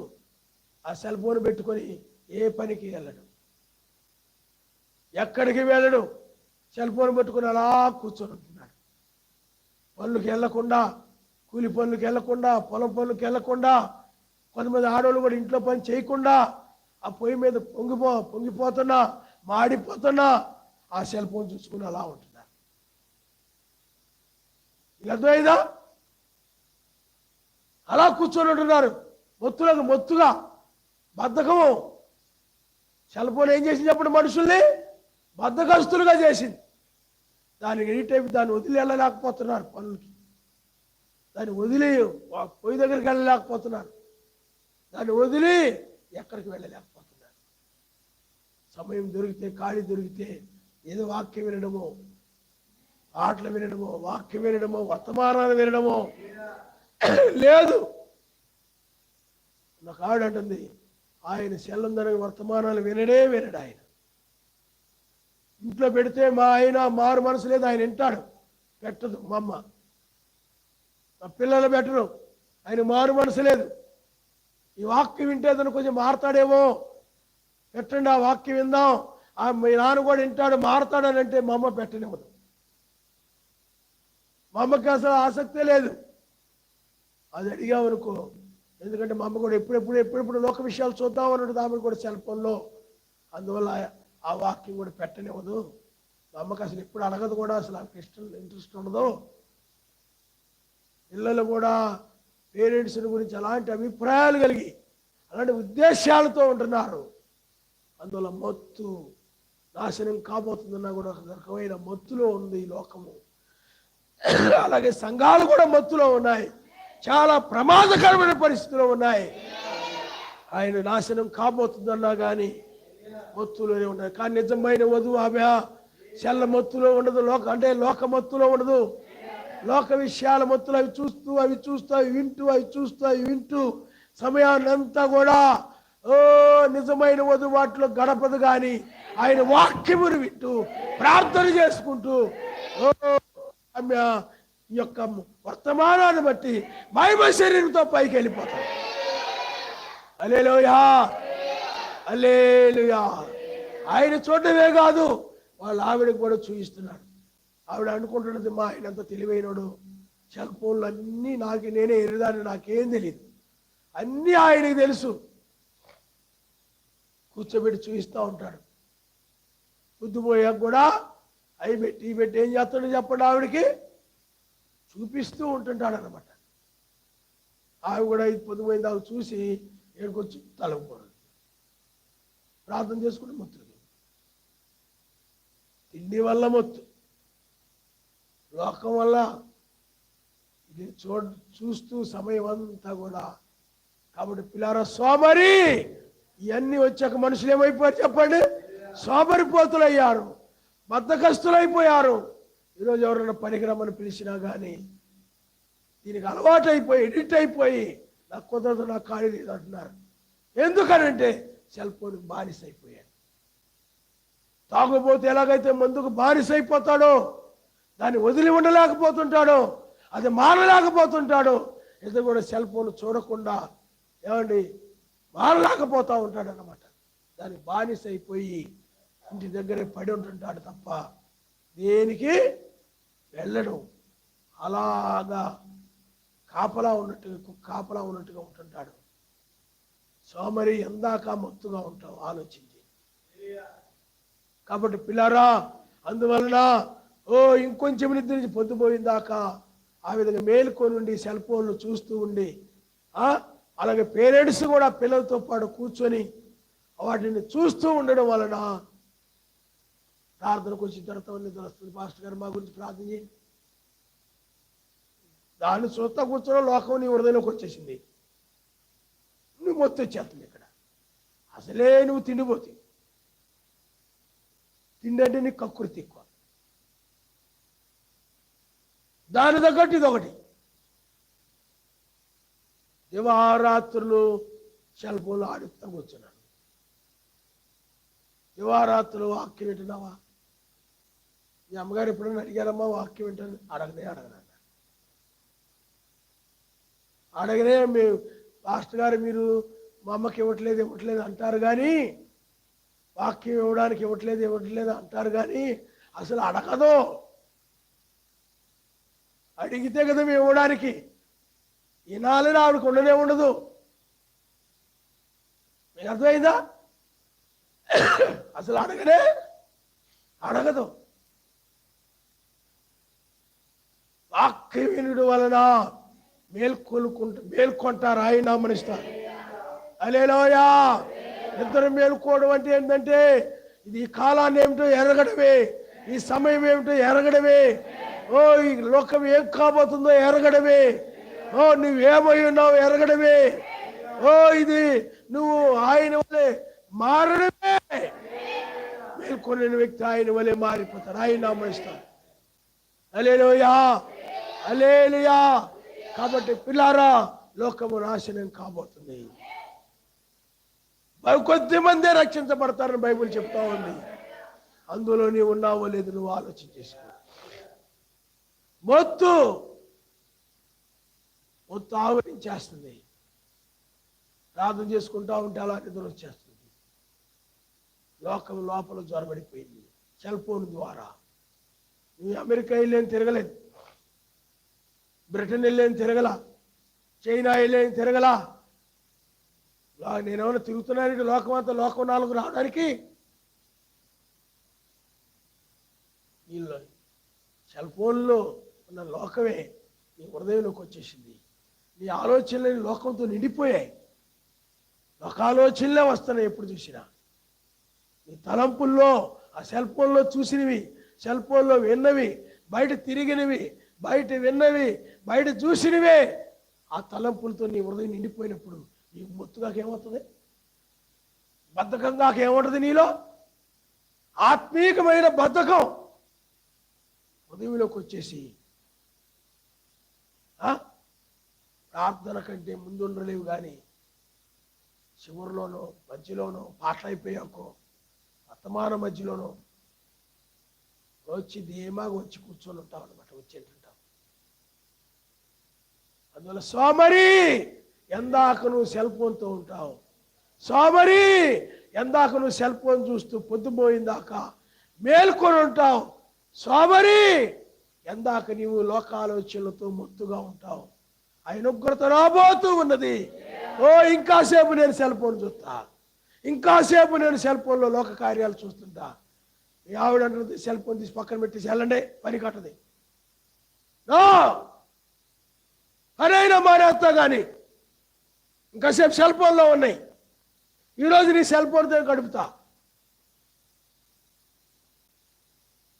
ఏదైనా ఆ సెల్ ఫోన్ చూడాలనుకున్నాడు అనుకోండి, ఈ సెల్ ఫోన్ కోసం ఇంటి దగ్గర ఉండాలని అనుకుంటుందని నిద్ర లేవగానే ఏదో పని ఉన్నట్టుగా అద్దుడడం ఇద్దుడడం, అది సర్దడం ఇది సర్దడం, ఏదో తలుపు మేకు ఊడిపోయింది అనుకోండి, బయటికి వెళ్ళి నా మేకును గంటకో తీసుకొచ్చి ఆ మేకు కొట్టి అలాగే కాలక్షేపం చేస్తాడు అనమాట.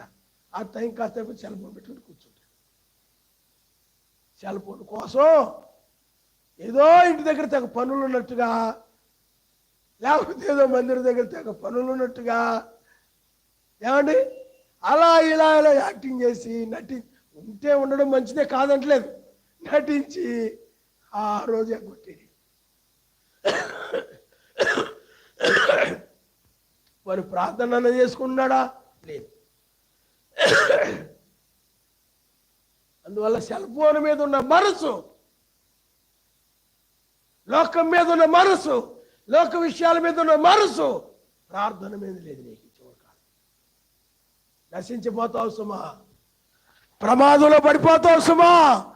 ఈ లోకం ఇలాగే ఉంటుందనుకుంటున్నావు. ఆయన రాజ్యం భూమి మీద రాబోతుంది. ఆయన పరిపాలన భూమి మీద రాబోతా ఉంది. 1000 ఏళ్ళు ఆయన పరిపాలన చేయబోతున్నాడు. ఆయన రాజ్యంలో ఉండేవారు మేల్కొనిన వారి కాలాన్ని, సమయాన్ని, సమస్తాన్ని ఎరిగి ఉంటారు. ఈ శరీరం ఏమి కాబోతుందో, ఈ లోకం అంతం కాబోతుందని మేల్కొనిన వారు విడిచిపెట్టి నిత్యము ఆయనలో గడుపుతుంటారు. వాళ్ళకి సెల్ ఫోన్ అంటే ఇష్టం ఉండదు, కానీ వాక్యం అంటే, ప్రార్థన అంటే ఇష్టంగా ఉంటుంది. సెల్ ఫోన్ వాడకూడదట. అవసరమైంది దేనికి అవసరానికో దాన్ని ఉపయోగించుకోవాలి. అర్థమైందా? ఆ వాక్యాన్ని వినాల.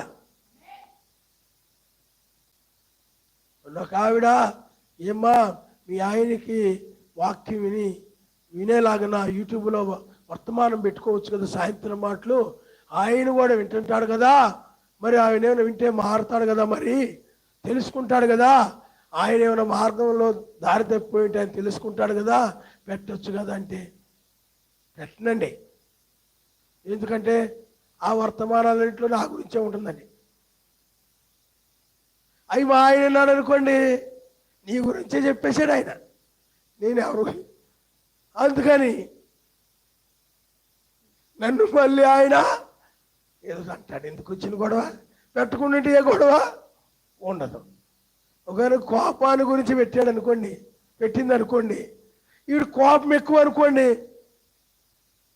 ఈ రోజు ప్రార్థనకి వెళ్ళొస్తున్నావు, పాస్టర్ గారు అలా కోపం గురించి చెప్తున్నాడు, ఇంట్లో నువ్వు ఇలా ఇంత కోపంతో రంకిలేస్తా ఉన్నావు, నువ్వు ఏంటో నేర్చుకుంటుంది అంటాడు. అందుకని నేనే పెట్టడం లేదండి. నీకు అర్థమైందా? నేనే. ఎందుకంటే నీ ఇంట్లో మారిన జీవితం లేదు, నీది మార్పు లేని జీవితంతో జీవిస్తున్నావు కాబట్టి, చెడు జీవితంతో జీవిస్తున్నావు కాబట్టి, పాపపు జీవితంతో జీవిస్తున్నావు కాబట్టి, లోకాశలతో కూడిన జీవితంతో జీవిస్తున్నావు కాబట్టి, లోకాన్ని ప్రేమిస్తూ జీవిస్తున్నావు కాబట్టి, ఆ వర్తమానాన్ని నీ ఇంట్లో నీ భర్త నీ భార్యకు వినిపించడానికి భయపడిపోతున్నావు. ఎందుకంటే నువ్వే సరిగా లేవే, నన్ను ప్రార్థన రమ్మన్నావేంటి అంటాడు. అందుకని బైబిల్ ఏం చెప్తుంది చెప్పండి? ఈ భయభక్తులతో కూడి మీ ప్రవర్తనను బట్టి మీ భర్తలు రాబట్టవచ్చు అని ఆయన అమరిస్తాడు. హల్లెలూయా, హల్లెలూయా. అందుకని ప్రార్థన వాక్యం పెట్టడం, ఆయన కూడా వాక్యం పెట్టడం, ఈ వర్తమానాలు పెట్టడం సాతానుడికి భయం. నేను ఇంతకుముందు ప్రసంగాలు చేస్తున్నప్పుడు ఆయన ఫిలోమన్ గారు, ఇది మందిరంలో కాబట్టి సరిపోతున్నాయి కాబట్టి మీ మెసేజ్లు బయట కనుక పెడితే చాలా గొడవలు అయిపోతాయండి అనేవాడు. ఎందుకంటే కోపాన్ని గురించి బోధిస్తూ కోపిస్తులు చాలా మంది ఉన్నారు బయట, మా గురించి చెప్తున్నాడని మూడు గొడవలకు వచ్చేస్తారండి. కాబట్టి పిల్లారా, మీరు ఆలోచన చేయండి. సర్వశక్తిమంతుడు ఈ సోమరిపోతులు లోకాన్ని ఆయన నాశనం చేయబోతున్నాడు. అందుకని సోమరిపోతులకి అలాగే పేదరికం, ఆత్మీయ సంబంధమైన పేదరికం వచ్చేస్తాయి. ఆత్మ సంబంధమైన ప్రార్థన లేని స్థితే పేదరికం. పరిచర్య లేదు, పేదరికం, అదే పేదరికం. ఆతిథ్యం అదే పేదరికం. ధర్మకార్యాలు చేయలేవు, అదే పేదరికం. బద్ధకం వల్ల నీకేమవుతుందో చెప్పండి? ఎల్లప్పుడూ ప్రార్థన చేసుకోలేవు, అదే పేదరికం. ఓర్పు కలిగి ఉండవు, అదే పేదరికం. సహనము కలిగి ఉండవు, అదే పేదరికం. సమయానికి ప్రార్థనకు రావు, అదే పేదరికం. ఆ బద్ధకం వల్ల ప్రార్థన మారేస్తుంటావు బుధవారం శనివారం, అదే పేదరికం. ఆత్మీయ పేదరికం వస్తాయి, క్రియలు పోతాయి. క్రియలు ఉండవు అతడికి, క్రియలు లేకపోవడమే పేదరికం. ఇలాంటి ప్రమాదంలో పడిపోతాడు ఈ సోమరిపోతు, బద్ధకస్తుడు. రాత్రంతా నిద్ర లేకుండా, అందుకనే సెల్ ఫోన్ చూసి అలా పడుకుంటే పొద్దుపోయి 1-2 గంటల వరకు కూడా నిద్రపోదు. నిద్ర రాదు చాలామందికి. ఎందుకు నిద్ర రాదు? లోక విషయాలన్నీ వింటూ చూస్తూ 11 గంటలకు 12 గంటలకు పడుకుంటారు. ఎన్ని చూసిన తర్వాత విన్న తర్వాత ఆలోచనలు అలా ఉంటుంటాయి. అయ్యే నిద్రపోయినా వస్తూ ఉంటాయి. అప్పుడు నిద్ర పట్టదు అతను. తెల్లారి ఆరాధన రమ్మంటే 8:30కు వస్తాడు, 8:45కి వచ్చి కూర్చుంటాడు. సోమరి, ప్రమాదంలో ఉన్నావు. హల్లెలూయా. అందువల్ల ఇంకా సేపు కునికెదను, ఇంకా సేపు నిద్రిస్తాను, ఇంకా సేపు సెల్ ఫోన్ చూసుకొని ఇస్తాను, ఇదిగో ఇచ్చేస్తాను, ఇదిగో ఇచ్చేస్తాను, ఇదిగో ఇచ్చేస్తాను. పడుకుంటా ఇదొక్కడు చూసి పడుకుంటా, ఈ కాసేపు చూసి పడుకుంటా, ఈ కొద్దిసేపు పడుకుంటా, ఇదిగో ఎక్కువ గేమ్ ఆడుకొని పడుకుంటా. అర్థమైందా? నేను నాశనం చేసేది అదే, నీ నరకాన్ని తీసుకెళ్లేది అదే. దేనికోసం ఉపయోగించుకున్నావు ఆలోచన చేసుకో. సర్వశక్తిమంతుని ఉగ్రత నీ మీద ఉన్నది సుమా, ఆయన కోపం నీ మీద ఉన్నది సుమా. సోమరిపోతూ నీ మీద ఆయన కోపం ఉన్నది. పశ్చాత్తాపడితే నీ మీద ఆయన కోపం తొలగిపోతుంది. లోకము మీద నువ్వు మనసు ఉంచుతున్నావు, లోక విషయాల మీద మనసు ఉంచుతున్నావు, ఆయన కోపము నీ మీద ఉంది. సర్వశక్తి ఉగ్రత నీ మీద ఉన్నది. ఆ ఉగ్రత నీ మీద నుండి పోవాలంటే ఒప్పుకొని దాని జోలికి వెళ్లకుండా దివారాత్రులు వాక్యమును ధ్యానిస్తూ నువ్వు గడపాలి. టీవీ చూసుకుంటూ భోజనం చేయడం కాదు, సెల్ ఫోన్ చూసుకుంటూ లోక విషయాలు చూసుకుంటూ ఇలారా ప్రమాదంలో పడిపోతావు. నిద్రలేసిన కూర్చున్న వాక్యం వింటూ ఉండు, వాక్యము వింటూ ఉండు, వాక్యం వింటూ ఉండు. కానీ నీకు ఆ ధ్యాస లేదు, నీకు ఆలోచన లేదు, నువ్వు ప్రమాదంలో పడతావు. నిద్ర లేవగానే వాక్యం పెట్టుకోవాలి, నిద్ర లేవగానే వర్తమానాలు వినాలి, నిద్ర లేవగానే మన యూట్యూబ్లో ఏదో ఒక మెసేజ్ పెట్టుకోండి, ఆ వర్తమానం వింటూ పని చేసుకో, ప్రార్థన చేసుకో. చేస్తావా చెయ్యి, పెడతావా పెట్టవు. ఎందుకంటే నీకు రావాలని ఉద్దేశం లేదు. ఏదో ఆయన సన్నిధికి వెళ్ళకపోతే మనకి లోకంలో ఆ కష్టాలు బాధలు ఇవన్నీ తొలగిపోవేమో, పిల్లల చదువుల్లో మంచి మార్కులు రావేమో, అలా పెళ్ళిళ్ళు అవ్వేమో, అప్పులు గట్రా ఉంటే ఏమైనా పోవేమో, ఆయన సన్నిధికి రాకపోతే ఇబ్బందులు పడిపోతామని వస్తున్నావు తప్ప వాక్యం వినాలని, ఆ రాజ్యానికి రావాలని ఏమీ నీకు లేదు. ఉంటే నువ్వు ఇంటి దగ్గర కూడా అలా ఉంటావా? ఉండవు. కాబట్టి తల వంచుకోండి, మనం ప్రార్థన చేసుకుందాం.